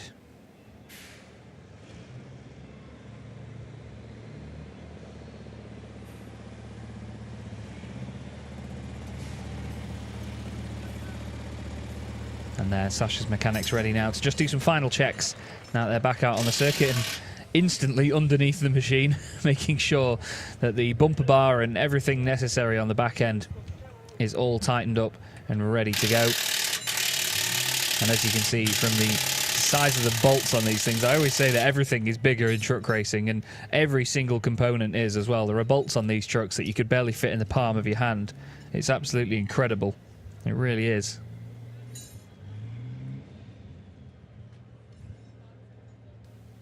But Sasha will be certainly trying to dial himself in and get a little bit more focused now ahead of this one.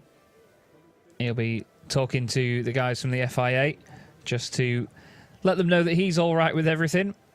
I believe that's Franz Steilberg there that's having a chat with him to see what the situation is. I'm told that in just a moment's time we will be waiting to welcome our international TV viewers from around the world, everybody. So if you give me a few moments of your time, I will go silent and we will then welcome them in and we will continue with our wonderful broadcast.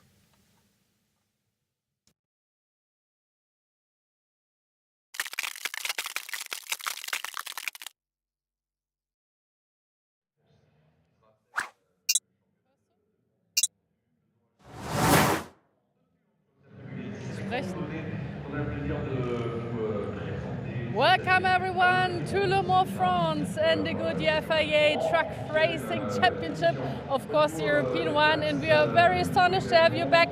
at this very wonderful race weekend. We already had a lot of celebrations going on. We had an amazing qualifying number one, a super amazing and very exciting race number one, and now race number two is about to get started very soon. This whole day is going to be quite a celebration. Tonight we have a night race of the French Championship happening over here in the darkness. We will have fireworks and so many fans that just made it to come here and to inhale this amazing atmosphere. But we also have so many drivers still fighting for championship points. We have Sascha Lenz, who just managed last minute to even be on track. He had to exchange the whole front axle just in like 1 hour, which is not so much time for a lot of work that they managed to finish. We have Steffi Halm, who just ended up third place in the first race, who now has exactly the same points than Andre Kursim. Then also Jochen Hahn managed to collect more points for the second place in the championship, meaning he also came a little closer to Norbert Kisch, who still is not the champion yet. So let's see how this race goes, and of course it's reverse grid, meaning those who were first and second are starting from 10th position, so everything is turned around a little bit. But Jess Tricott, our commentator, he knows it best, he knows it even better, so welcome in our very lovely live stream. And of course, welcome to everyone who's sitting in front of the world television screens. Thank you, Lena. Yes, I second that. Hello, everybody. A big welcome to you all, whether you may be watching on our live streams or from our international TV broadcast all around the world. My name is Chaz Draycott, the British commentator for this wonderful championship, and my colleagues Joachim Eberts and Fonzie Cebrian are commentating in German and in Spanish on their respective live streams online. We're here at the gorgeous Le Mans Bugatti circuit, one of the absolute star circuits of our calendar, a real challenge for all these drivers that doesn't really get used as often as it should. I'd love to see this circuit used in more championships all over the world.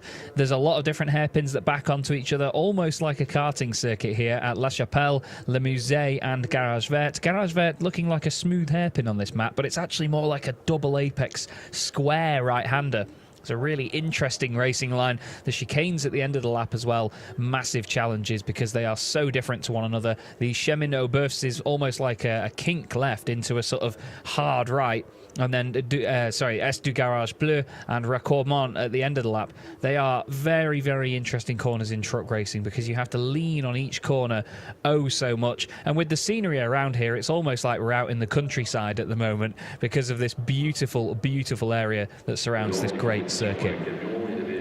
So it's got a bit of everything as Le Mans. It's got fantastic, massive grandstands, amazing facilities, one hell of a museum, I have to tell you, that I was lucky enough to look around last year. But also just wonderful, wonderful, positive atmosphere because of this great scenery that we're surrounded by as well. It feels like a really lovely place to be. I can't put it into words properly enough. I wish I could, honestly. Jose Eduardo Rodriguez was trying to put his race into words earlier on, and I tell you what, he had an absolute belter of a race. Really entertaining battle with Andre Kursim. He's alongside Jamie Anderson on the second row of the grid. Speaking of the grid itself, we're going to go down to Lena, and speak to one of our drivers. Tucha Nurul, who is starting out at the last row, but this exactly has been your first race ever in the ETRC 1 year ago. So this is your second time in Le Mans, which means you did quite well. You didn't fly out, you didn't destroy your truck. You had a quite good year so far. So how are you feeling back there, and what's your plan for this race right now? Yeah, I'm feeling good. We had a good qualifying. We was P11, only 2 tenths off Super Pole. And then in the race, we were up to P9. And then Clemens hit us in the back and spun us off and put us to the back. So we start the back at the grid. We'll try and make some quick moves and get forward as quick as possible. How do you feel differently now, maybe to the first year of racing at Le Mans at the racetrack? Oh, completely different. The qualifying last year to this year was 3.1 seconds difference. So a lot better. Right, but what changed exactly? Of course, you have much more training now, also race training. But do you also maybe have another mindset that you can enjoy it better than last year, maybe even? Yeah, definitely. You just feel a little bit more confident on your braking points and your turn-ins, your corner speeds, and you just keep pushing now. Right, so don't break your truck, just go fly over this racetrack and inhale this amazing atmosphere. There are so many fans all around the racetrack. They're not only here, like really literally. If you go up on a tower and you look down, you only can see people in cars. It's really crazy. So Jess, back to you. Yeah, great to hear from John Newell there, and a very valid point indeed. He did start his European Truck Racing Championship career as such this time last year. This was the first race weekend that he took part in, and he has definitely improved and continues to improve since then. It's lovely to see him still a part of the series and still enjoying himself as well. You know, he has some very tough weekends, but whenever I speak to him in the team, they all seem to be still enjoying the experience and making the most of it. This is our Ford F-Max, the 2019 International Truck of the Year. We are partnered with Ford Trucks once again for the 2023 season, and delighted to have them on board as the official truck providers. They give us the beautiful Ford F-Max, and they have this blue and white example they show us, and we have the orange and black one as well, which lives within the paddock and is usually a star attraction of the innovation camp that is out there. So I mentioned George III earlier on, which is apparently a nickname for our new driver for the Ford promotion truck this weekend. We have a lady driver in the name of May Fisher behind the wheel, so we hope that May is enjoying her weekend with the Ford F-Max and enjoying the weekend at the Goodyear FIA European Truck Racing Championship. But I'm not given a single clue by anybody where the nickname George III came from, because I believe it's because we have had two previous Ford F-Max drivers called George, but I'm not sure. We'll have to see. But yeah, welcome May to the championship, and we hope that she's enjoying her weekend at the wheel of the beautiful Ford F-Max. We're going to look a little bit further down the grid this time, and just before they get going, we're going to speak to Jose Rodriguez, who is with Lena. I'm not sure if we still have a moment to be speaking. Very quickly, just say quickly hi to your fans, because you're normally not here. Yes, I'm very happy. It's my first race this year. I tried my best result. Okay, so this is the father of Jose Eduardo Rodriguez, number 38, who is maybe about to be the winner of the Promoters Cup. He's really fighting for his points. His dad decided to be back on track, so we have a guest starter in the field, which always is very welcome, because we are one truck family. And of course, he's a very, very known and very old, he has been racing for so many years, so he knows what he's doing. Sometimes I don't see. I have to leave the racetrack now, because we really need to get this race started. So Chas, back to you. Thank you, Lena. Yes, it's definitely go time now. Everybody clearing their way off the grid. All personnel just taking one final look over things before they get racing. It's quite an interesting time, as we saw there, for some of the teams to look at their competitors' trucks and see what might be different about the layout of them, or certain components that they use in comparison to their own truck, because obviously they know all of them so much inside out that when you get to see them close up, you can see that they're definitely checking each other's equipment out, let's say. It's always interesting to see the teams having a look at it, because all the trucks, you know, a lot of the MANs that we have in the field all look very different. And we've got Jamie Anderson's door open at the moment. I think Franz Steilberg just giving him some final words of encouragement before he gets going. And this will be the second race of the weekend here at Le Mans, the 26th race of the 2023 campaign. And we've got a Scania and an Iveco on the front row of the grid. Then two MANs in the form of Jose Eduardo Rodriguez and Jamie Anderson. Not two more MANs. It's Antonio Albacetti and Steffi Halm next up in the Iveco. And then another Iveco in form of Jochen Hahn, and then Norbert Kisch in the MAN in 8th place. So quite an interesting spread of them at the front of the field for this second running of the weekend. And don't forget, everybody, if you are enjoying the coverage so far, we do have an entire extra race day tomorrow as well. We have another qualifying and Super Pole session, and then two more races to go with that as well. Rounds 27 and 28, which will conclude our penultimate race meeting of the season here in the 2023 campaign. We do go to Jarama in Madrid a week today. We'll be racing there. It's incredible to think it's only a few days away. But our front row will now leave the grid. That's going to be Stefan Faas and Andre Kurzim, or hopefully they'll leave the front row of the grid at some point. I think it's just because they were waiting for the lights to go out.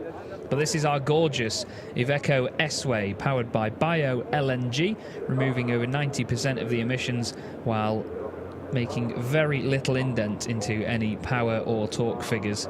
So you do not notice the difference as a driver. And to be honest, I think it looks really, really cool with these humongous bio-LNG tanks down the side. It's one of the key ways of being able to tell that it is one of these models when you see it on the road. And it's driven by our very own Frank, the legend that he is. An amazing truck driver indeed, certainly knows his way around the circuits that we visit. Scared the life out of me many a time in that Iveco, has Frank. He's a very, very good driver and a lovely gentleman off the circuit as well and in the paddock. So we'll have a look through our grid in just a moment, and as you can see, the daylight is definitely fading here at Le Mans. It's always quite a dramatic race. Is the second race of the weekend. It usually goes on quite a bit later than race 4 of the weekend. Andre Kurzim doing a bit of drifting there. He's going to start alongside Stefan Faas, who holds pole position for this second race of the day. Kurzim in the Don't Touch Racing Iveco will definitely be hoping to defend and keep a front row spot throughout the whole race. Jose Eduardo Rodriguez lines up on row 2 with Jamie Anderson alongside him. Those two could be fighting hard into the first couple of corners, with Albacete and Halm behind as well. They definitely cannot let anything slip. Then we have the all-star 4th row of the grid, Jochen Hahn, 6-time champion, alongside Norbert Kisch, reigning champion and current 4-time champion, looking to take his 5th title this weekend. Heinrich Clemens Hecker starts in 9th place ahead of Jose Rodriguez, who got a penalty in that previous race for overspeeding. Behind them we have Louis Requenco driving Lucas Hahn's truck for this weekend, with Mark Taylor alongside him. Good to see Mark gaining a couple of positions in that previous race. And then John Newell looking to gain the places back after being spun off earlier on, and Sasha Lenz starting at the back with that new front axle on his MAN. He's going to be certainly putting it through its paces here, but if there's anybody that can tell you how a truck is behaving underneath, or if there's any components that don't feel right, surely it is Sasha Lenz. He's an absolute master truck builder with his guys at their workshop in Germany, and he has built many of the race trucks that you see here on the circuit. He is a real star of truck construction in general, and he certainly knows what he's doing behind the wheel. A lot of these drivers and their companies and their people around them are all involved in the industry itself as well, which is a beautiful thing, because the championship goes so well hand in hand with the industry. So they know these trucks not just inside out as racing machines, but they know components, they know the industry, how certain things should behave and how the truck should feel to drive as well. It's a really cool thing to see it so involved from an industry perspective. But right now they make their way around the final couple of corners here at the Le Mans Bugatti circuit. Possibly my favourite circuit on the calendar. It's a real treat, this one. You can definitely see it's getting a little bit darker here now, as it's currently nearly 20 past 6 local time. It's just going 20 past 5 here in the UK, where I'm commentating from for this weekend. And as we round the last couple of corners now, the lights will come on the gantry, and round 26 of the 2023 Goodyear FIA European Truck Racing Championship from the Le Mans Bugatti circuit is underway now. And again, Louis Requenco gets a demon start and has to jump out of the way of somebody. Jamie Anderson moves all the way over to the left-hand side. He's got a demon start as Jamie Anderson absolutely flies around the outside, goes to the right-hand side of Jose Eduardo Rodriguez, then to the left of Andre Kurzim. Stefan Faas wants to defend that inside line. He's not letting Jamie through. Louis Requenco's gone wide there and is side-by-side with John Newell. I think Stefan Faas has gone in deep, avoids a bit of contact. Looks like Kurzim and is that Steffi Halm have gone straight on at the chicane. Sasha Lenz has made up a bunch of places from the back of the grid there, you know. Steffi Halm now up into 3rd place. Stefan Faas drop into 4th. Jose Eduardo Rodriguez is still in there, as well as, oh no, Mark Taylor straight on. Taylor's gone straight on at the bottom of the hill, spins it out of the gravel, manages to keep it going. It'll glance its way across the extra gravel trap that it's got to go through to get back on the circuit. I'm not sure who he made contact with there. I was going to say Antonio Albacete's the one making moves, and look at that, he's down the inside of Stefan Faas already. And look, Sasha Lenz all over the back of Norbert Kisch instantly here. He's had a fantastic start as Sasha. made up many places. Apparently it was number 81 and 44 that have had contact. I don't think that will be the case. They were at very opposite ends of the order, so we'll have to see the confirmation of that. The entire start is under investigation, so that means that somebody might have been out of position or might have held for too long. John Newell having a bit of a wobble there out of Garage Vert, but what a busy first lap. It's Anderson, Kurzim, Halm, Albacete, Faas and Jose Eduardo Rodriguez. Stefan Faas still leading the Promoters' Cup based on their current positions. And there they are right together. They've shared a lot of victories in their category so far this season, these two drivers. Jose Eduardo taking 12 of them, Stefan Faas taking 5. Here's another look at the start then. I'm hoping for Jamie's sake it's not his start that's under investigation, but look, black and blue truck in the middle, moves over to the left-hand side, then goes past Jose Eduardo Rodriguez, gets alongside Stefan Faas, and then hits that 100 miles an hour barrier. Now watch on the right-hand side of the shot for Andre Kurzim in the white and yellow machine. He ended up going straight on. One lap in the books though, and it's Jamie Anderson that leads the way here. Jamie took his first outright victory in the championship last year, and then I believe took 3 more along the way as well. Had a really good season. No wins for him yet this season, but 3 podium finishes. As he is now in the Titan category. He's no longer in the Promoters' Cup. Based on his previous results and his success, he's moved up into the top category in European truck racing. And he's moved away into a different category in this race by the look of it. He's opened up a big gap over Andre Kurzim as well, who's now having to defend again from Steffi Halm, fellow Iveco driver just behind. I love that all of the Ivecos have this very similar livery on them. They all look really, really cool, but they've still got their own identities from it. Steffi Halm sends it up the inside. Big send indeed, but then backs out of it. And let's not forget, these two are fighting for points in the championship as well, because they are now on 133 points apiece coming into this race in the overall standings. There's only 1 point per position different in this second race of the day as Andre Kurzim goes straight on down at Garage Vert. Steffi Halm goes through, and Antonio Albacete is going to have a piece of that as well. They're side by side on the exit of the corner, but because of that wider line, Andre Kurzim gets a good run. So you get 10 points for winning this race, then it's just 9, 8, 7, 6, 5, 4, 3, 2, 1 for the rest of the top 10. That's in the overall positions there. Look, you can see that front right on Andre Kurzim's truck locks up. Does a great job actually not to let it lock up for longer than that. And apparently Steffi Halm, who just overtook him, is under investigation for leaving the circuit and gaining positions. Very interesting indeed. And number 14, which is Jose Rodriguez, has left the pit lane and gone back into the paddock, unfortunately. I'm wondering whether it was him that had contact with Mark Taylor at the start of the race. Maybe there's some damage on his truck from that.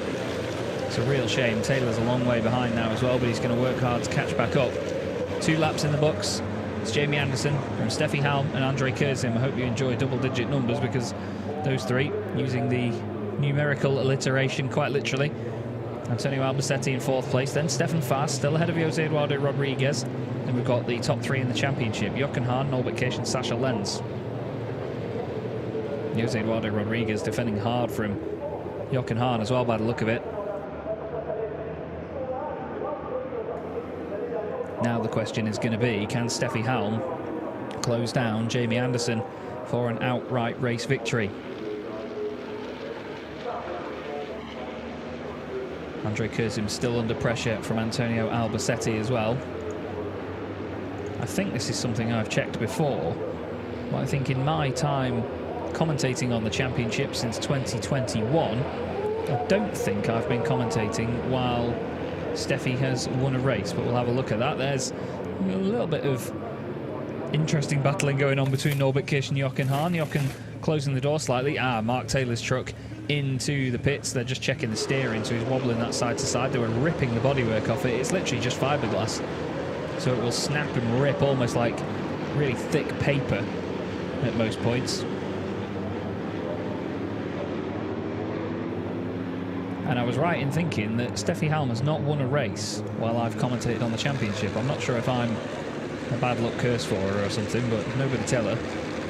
But still, her and Andre Kurzim will want to separate their points, of course. She'll want to score more than him to move ahead in the overall standings. In second place at the moment would give her 9 points, whereas Kurzim would now get 8 points for finishing in third position. Albacete finishing in fourth place would score just 7 points, but still, that is more than Sasha Lenz and Jochen Hahn, who are 7th and 8th in this race at the moment. So that would put Antonio ahead of Sasha Lenz by 2 points if it finished where it is now. All drifting out of the final corner, knocking down the penalty markers like they don't matter, and everybody gets one collective track limits warning, I'm sure. Now, Norbert Kish can't physically wrap up the championship today. It would have to go to tomorrow because there's 90 points available and he cannot possibly outscore Jochen Hahn by 15 points in this one. He was 75 clear of him coming into this. He's got a nice clean advantage at the moment. All clean, of course, in terms of the HVO diesel we use as well, which is 100% renewable, and all of our trucks run on it. It is a mandatory fuel used in this championship, so it's not all the conventional oil-burnt diesel, let's say. I did remember the words for it, HVO. I think it's hydro-treated vegetable oil. But the drivers don't have to do anything in particular to convert the trucks to run on this stuff either. They don't have to do any massive work to change how the engines behave or anything like that. There's no massive legwork needed to implement that fuel in the championship. But this looks very fought and frantic right now, doesn't it? Look at how close they're all together. Jose Eduardo Rodriguez here with Jochen Hahn, Norbert Kish and Sasha Lenz all behind. Stefan Fast just in front of them, leading the Promoters' Cup at this moment in time. We've got Jamie Anderson still leading it from Steffi Halm, and then a bit of a gap back to Andre Kurzim and Antonio Albacete. But then this quintet in the middle, all glued to each other.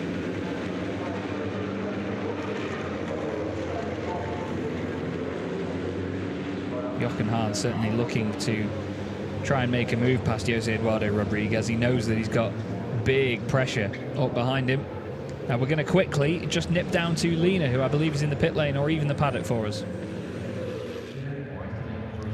Well, Mark Taylor really has not had a very lucky start over here in Le Mans. I will open up this for a second because I really would like to hear what's going on in your mind. We just saw the truck from the outside. It's broken. It's totally done.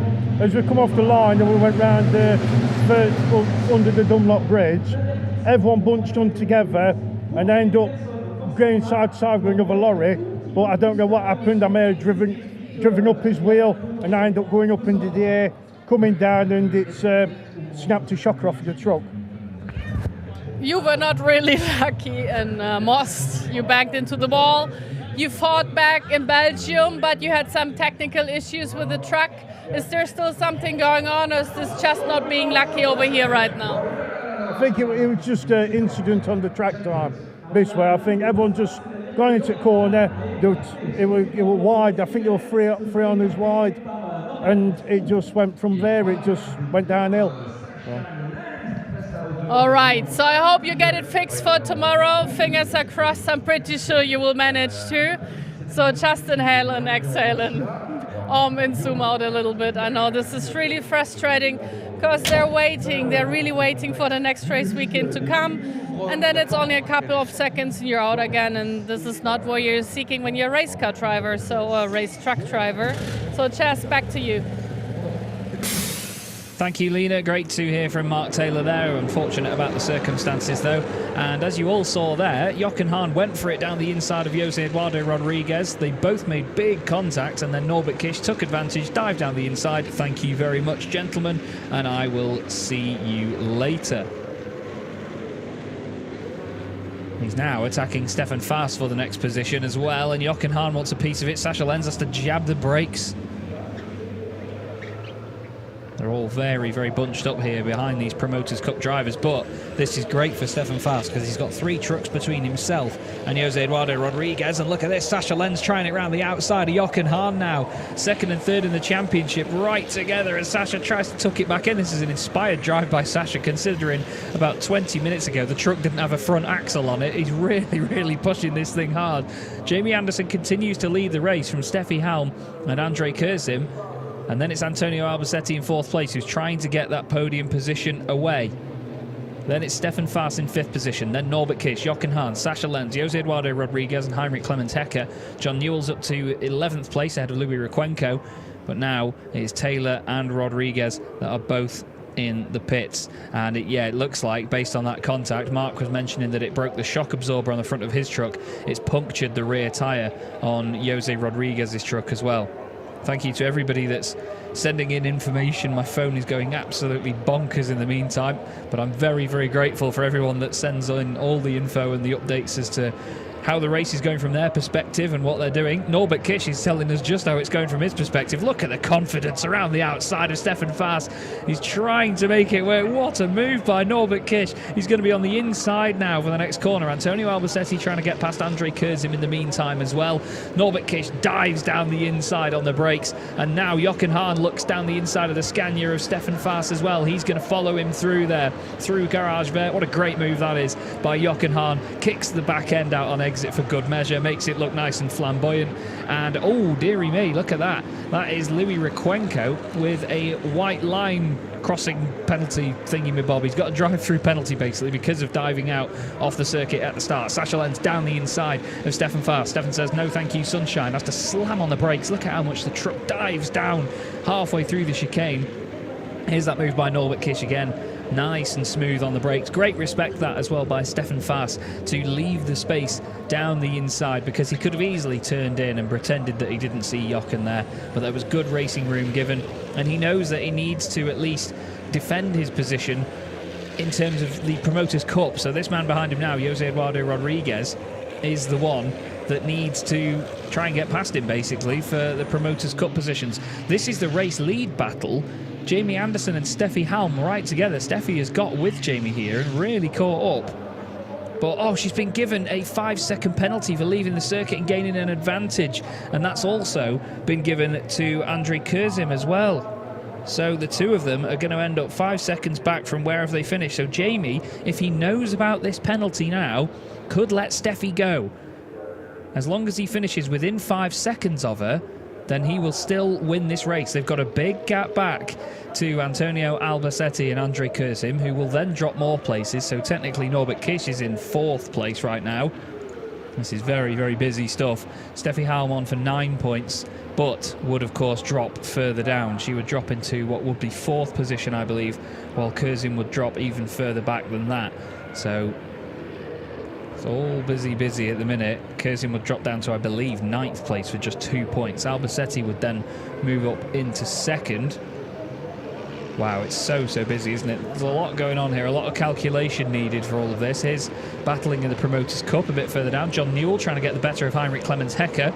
He said that Heinrich Clemens Hecker was the one that pushed him off in the earlier race, so he's going to want to get his own back, not in terms of pushing him off, but just overtaking him. This is incredible busy stuff again here from Le Mans.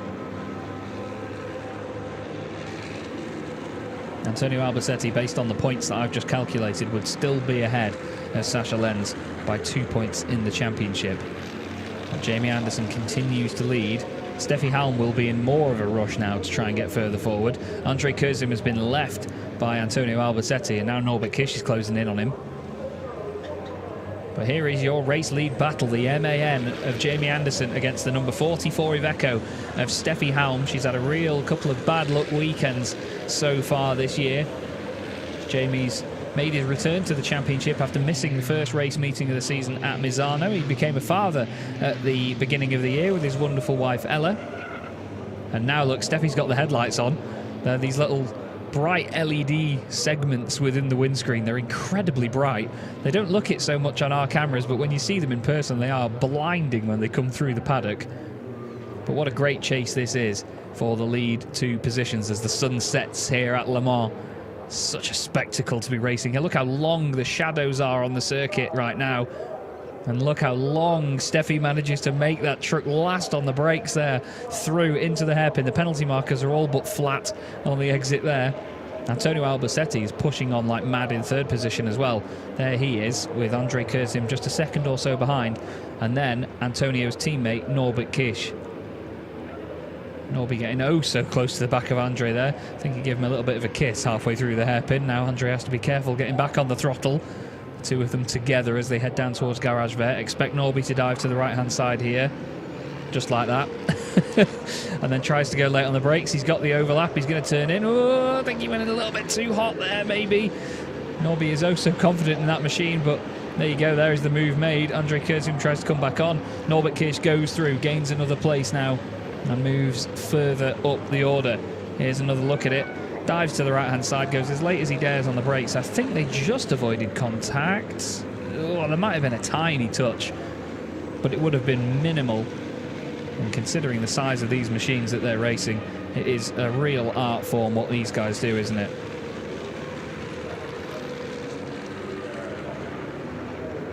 As now, Jochen Hahn has just gone down the inside of Andre Kurzum. But don't forget, 5-second penalties for Steffi Halm and for Andre Kurzum, the man on our screen right now. Making their way around the final couple of corners. Sasha Lenz has driven brilliantly here from the back of the grid. Sure, he's not on for the biggest points haul of the season, but he has done a mega job considering, like I say, maybe about half an hour ago now, that truck did not have a front axle on it. It's a great performance. We'll have to figure out the points at the end because there's so much moving around going on, and of course with the 5-second penalties to take into consideration, well, you never know quite how it's going to end up until the checkered flag falls.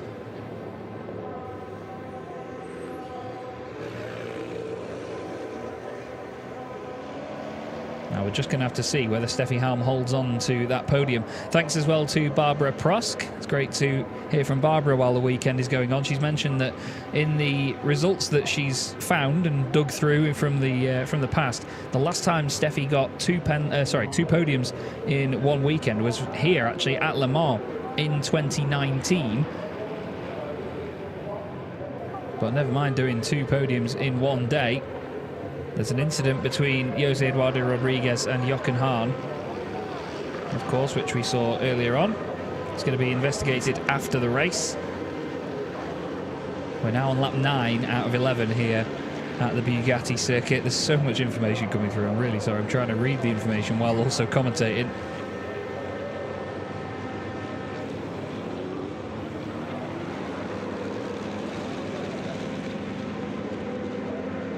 But this is a great drive by Jamie Anderson nonetheless. You cannot take anything away from that.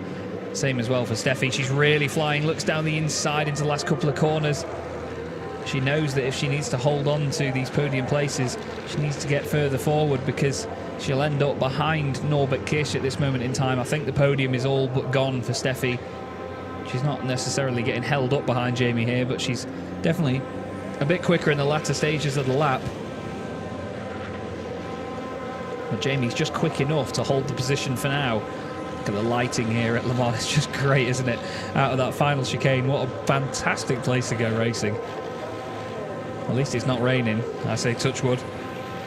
But on to lap 10 out of 11 then. The penultimate lap of the race in round 26 of the 2023 Goodyear FIA European Truck Racing Championship.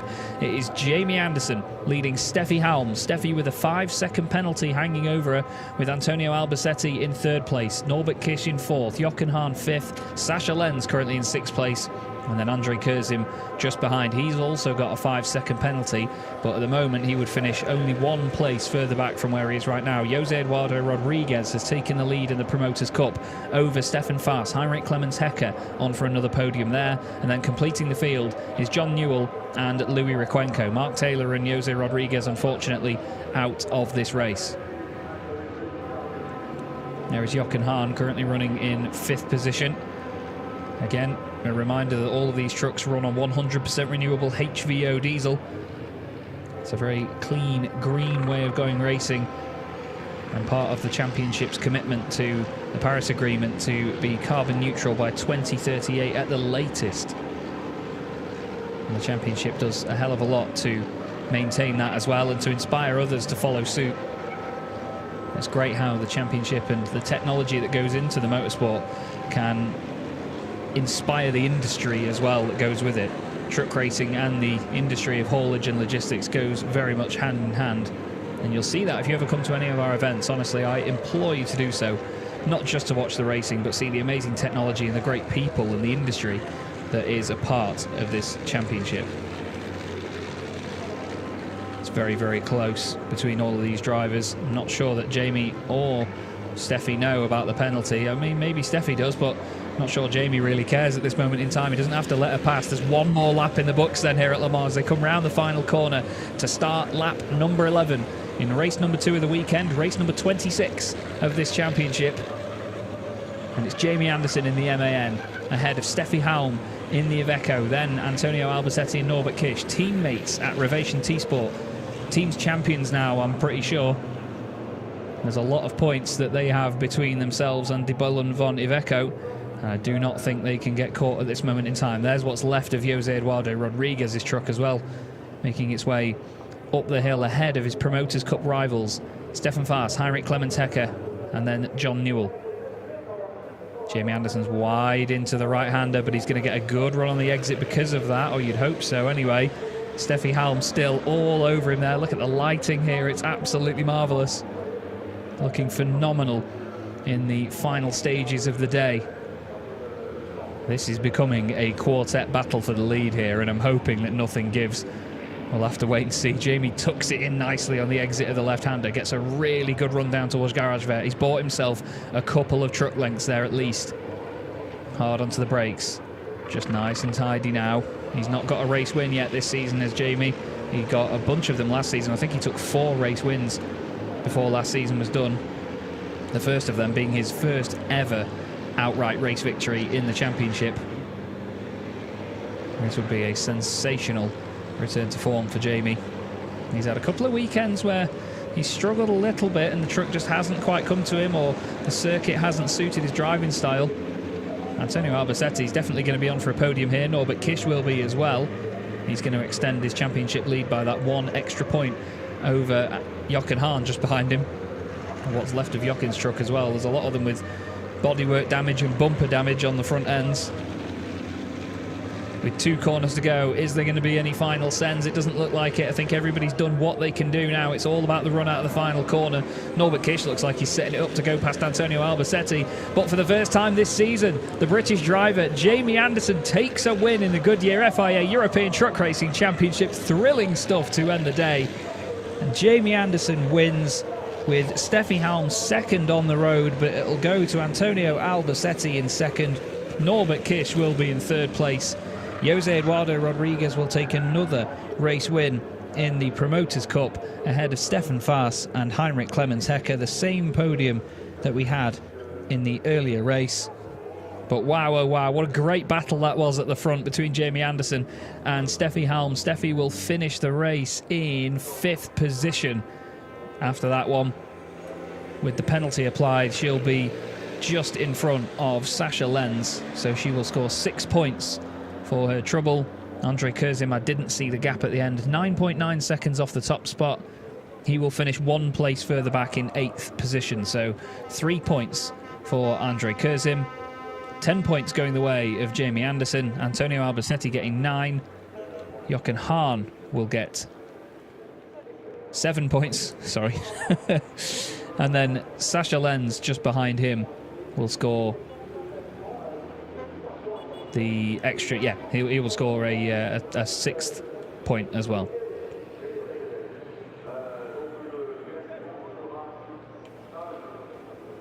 Amazing entertainment though, absolutely amazing entertainment indeed by all of our drivers there. They did so well. But Jamie Anderson, for the first time this season, takes a race win, and he and the team will be absolutely over the moon with that one.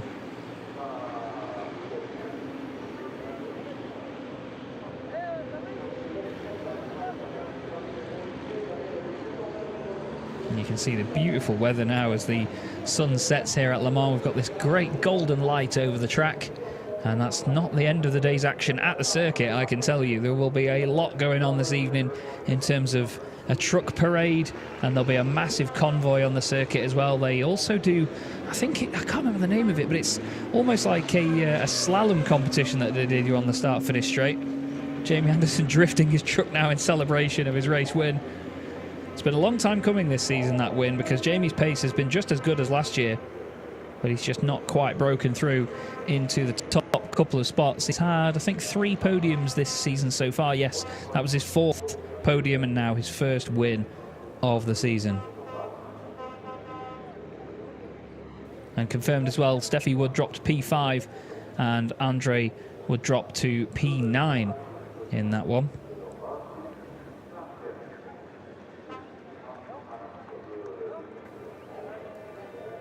I think it might be P8 though, actually, because he was 8 seconds ahead, unless he got a 10-second penalty instead of a 5-second penalty. I'll have to wait and see.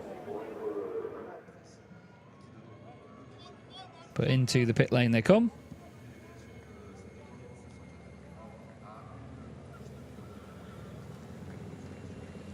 And Jamie Anderson's number 33 MAN sounding the horn in excitement.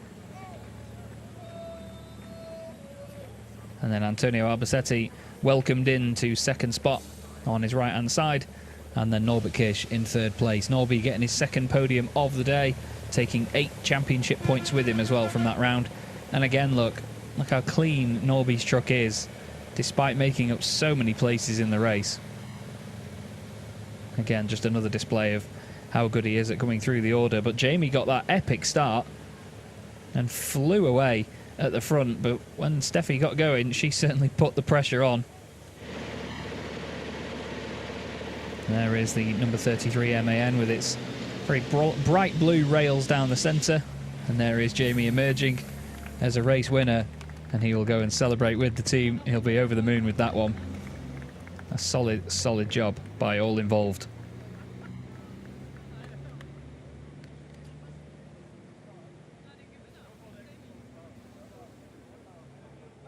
A lot of hard work goes into every race that these guys put in these teams.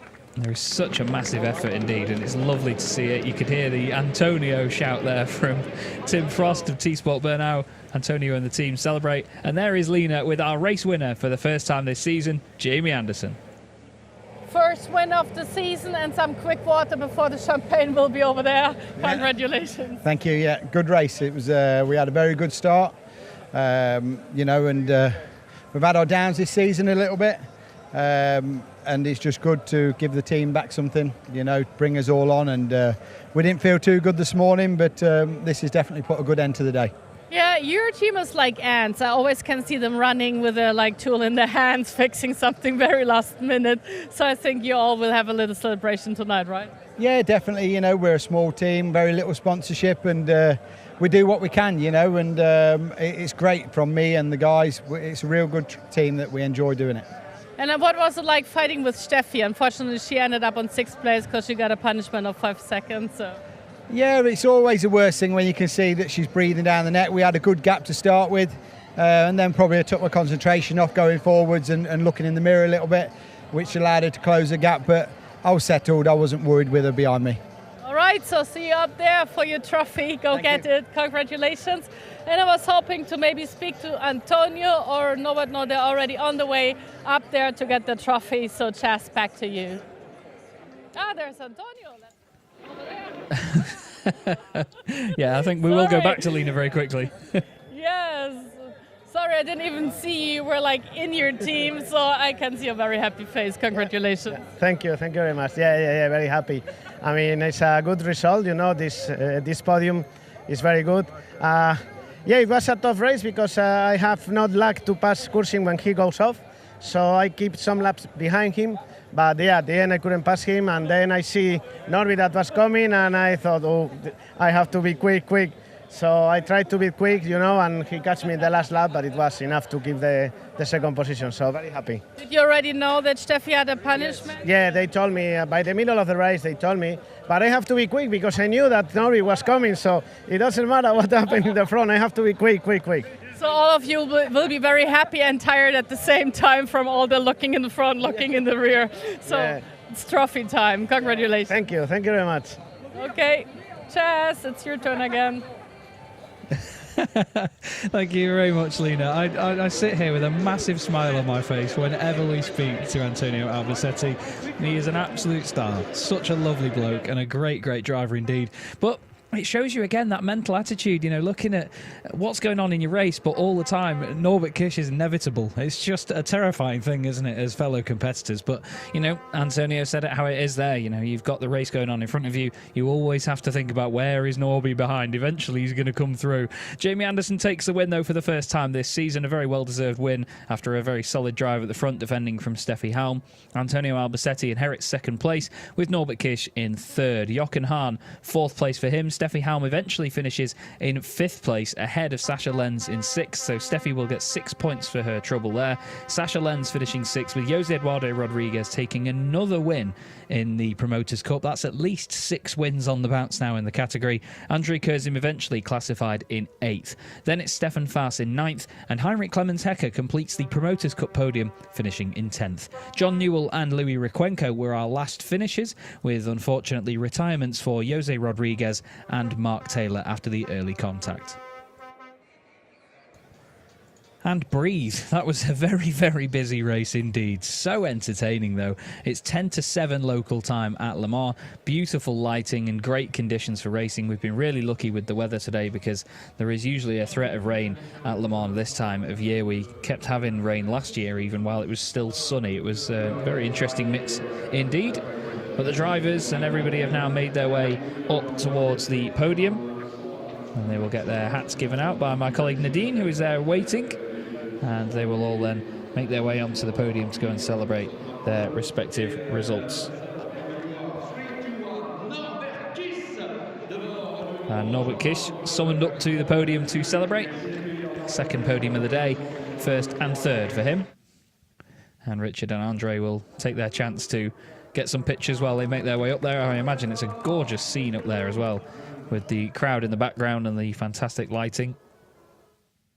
And a round of applause for Antonio Albacetti, Norby's teammate in the championship, finishing in second place in that race. There's fans way high up above the podium as well, even. It's incredible how high up those stands go. But for the first time this season, Jamie Anderson is a race winner in the Goodyear FIA European Truck Racing Championship. And he will be over the moon with that one, with some great silverware to take back to the workshop. Or maybe not in Jamie's case, because he's one of these drivers that really likes to give out his trophies. I've actually got one of Jamie's trophies on my desk next to me that he won in the Hungaroring last year. Norby gets his trophy, so too does Antonio, a big smile on his face, and Jamie Anderson gets his first race-winning trophy of 2023. And now we'll get the British national anthem for our winning driver.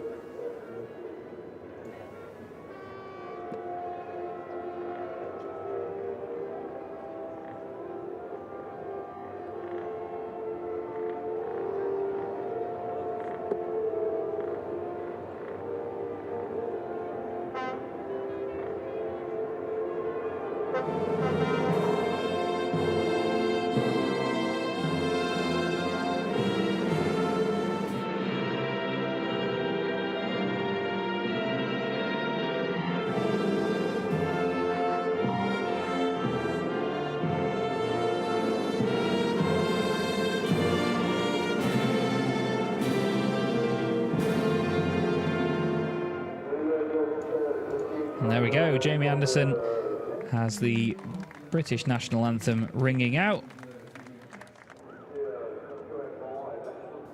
And he will now be joined by European truck racing royalty on the podium, Norbert Kish and Antonio Albacetti. 7 championships between them, maybe soon to be 8.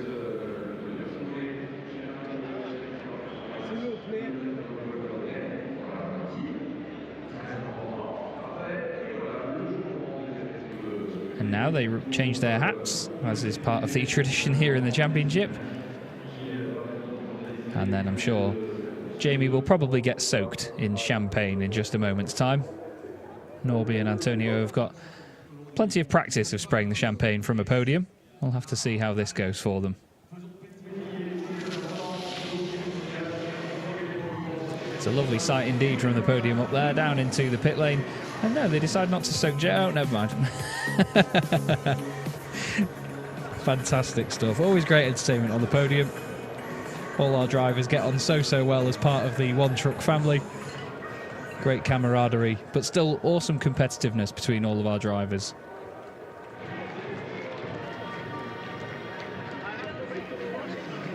So our overall top 3 will make their way off the podium, and in just a moment's time we will bring out our Promoters Cup drivers.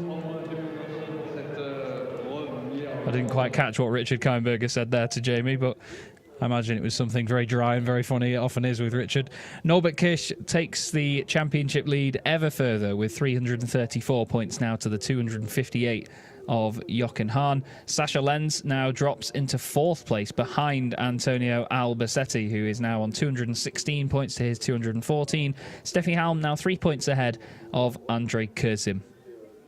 Jamie Anderson moves on to 128 points ahead of Jose Eduardo Rodriguez, with Stefan Faas and Lucas Hahn still hanging on up there in 10th place. Mark Taylor on 29 points, 1 point clear of Adam Lachko, with John Newell just behind. Then completing the field, we have Heinrich Clemens-Hecker, Louis Requenco, Jonathan Andre, Erwin Klein-Nagelvort, and Jose Rodriguez.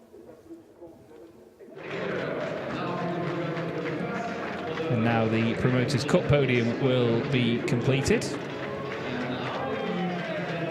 Stefan Faas taking the 2nd place spot, with Heinrich Clemens-Hecker finishing 3rd on the podium. And yet again, it's that man, Jose Eduardo Rodriguez, doing a fantastic... Hang on, they're just rerunning the same footage from before, aren't they? There's Jamie giving his hat, trophy, champagne, all sorts to the team. I believe that was Mr. Smith down there with them as well. Trophies handed out to our top 3 drivers in the Promoters Cup. Jose Eduardo Rodriguez now certainly with a very solid championship lead here.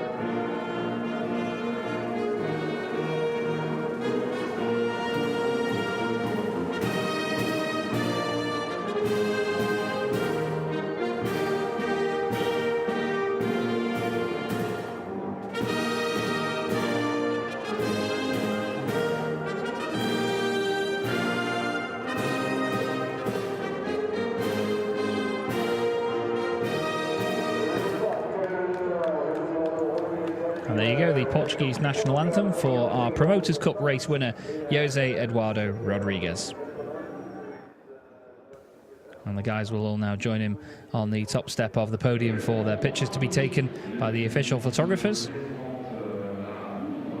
And they will turn to the right-hand side for the other photographers. Hence the podium is so high up that they have the other set of photographers up there with them. And then time for champagne, which Jose Eduardo Rodriguez does not seem too keen to spray. And it seems like he's set a tone there, and the guys want to take it back with them and enjoy this evening, although some people getting soaked by Stefan Faas. So I'm sure now we may take a look at how the Promoters Cup standings are, and as you'll see, 309 points now the score for Jose Eduardo Rodriguez, and in 2nd place at the moment, 264 points, Stefan Faas. John Newell is 3rd in the championship with 191, and Mark Taylor dropping slightly back now on 182 points after not scoring any in that race. 172 for Hahn, ahead of Ruquenko, and then Heinrich Clemens-Hecker, and then Jonathan Andre and Erwin Klein-Nagelvort. So why don't we have a look back at some of the pictures and how that race unfolded, shall we? Because it was certainly an absolute belter of a race. Very entertaining in the ever-dying light here at Le Mans as it got darker and darker. Sascha Lenz making it to the grid after having an axle change between races 1 and 2.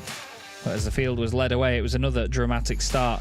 Contact between Jose Rodriguez and Mark Taylor at the back of the pack would put both of them out of the race with damage.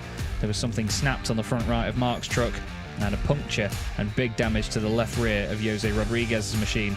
Andre Kurzim was yet again in the wars, constantly defending from drivers around him, but he and Steffi Halm would both pick up penalties before the end of the race. 5 seconds apiece for those drivers for leaving the circuit and gaining an advantage. Jose Eduardo Rodriguez was working hard, defending from the 3 titans of the championship, Norbert Kisch, Jochen Hahn and Sascha Lenz.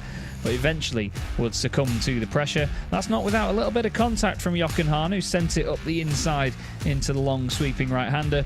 But Norby then showed us his real class with some beautiful manoeuvres to move forward around Stefan Faas and then carry on heading straight forward through the field.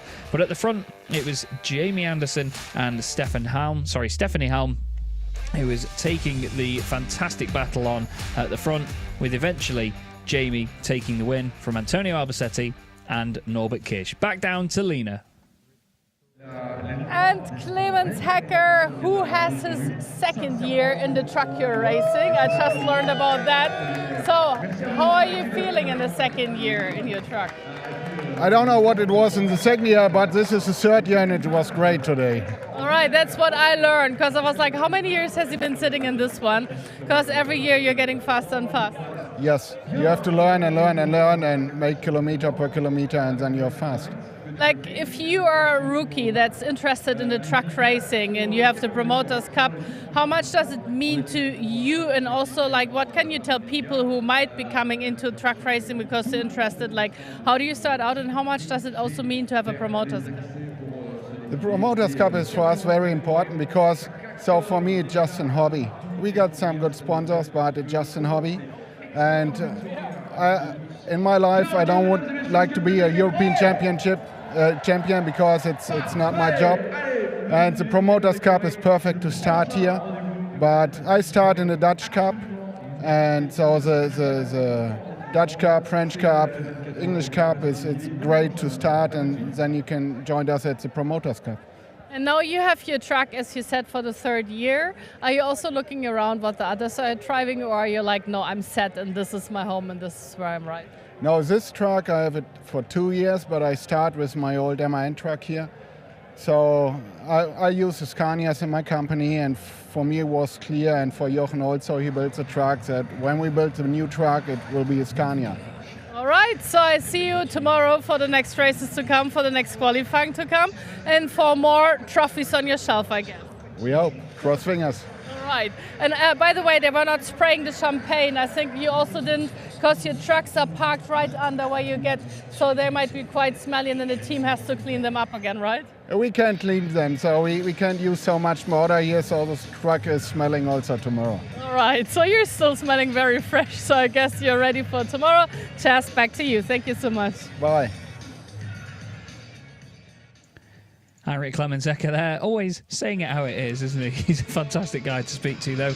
And yes, the Heinrichs company Scanias that they use are absolutely glorious. We often see them at the Nürburgring as part of the celebrations down at the Mullenbachschleife, but their whole company, their whole entire haulage company does use Scanias. So it's very on brand for him and the team to use one for their racing as well. They always look the part. So do the Tank Pool 24 guys as well, and their machines.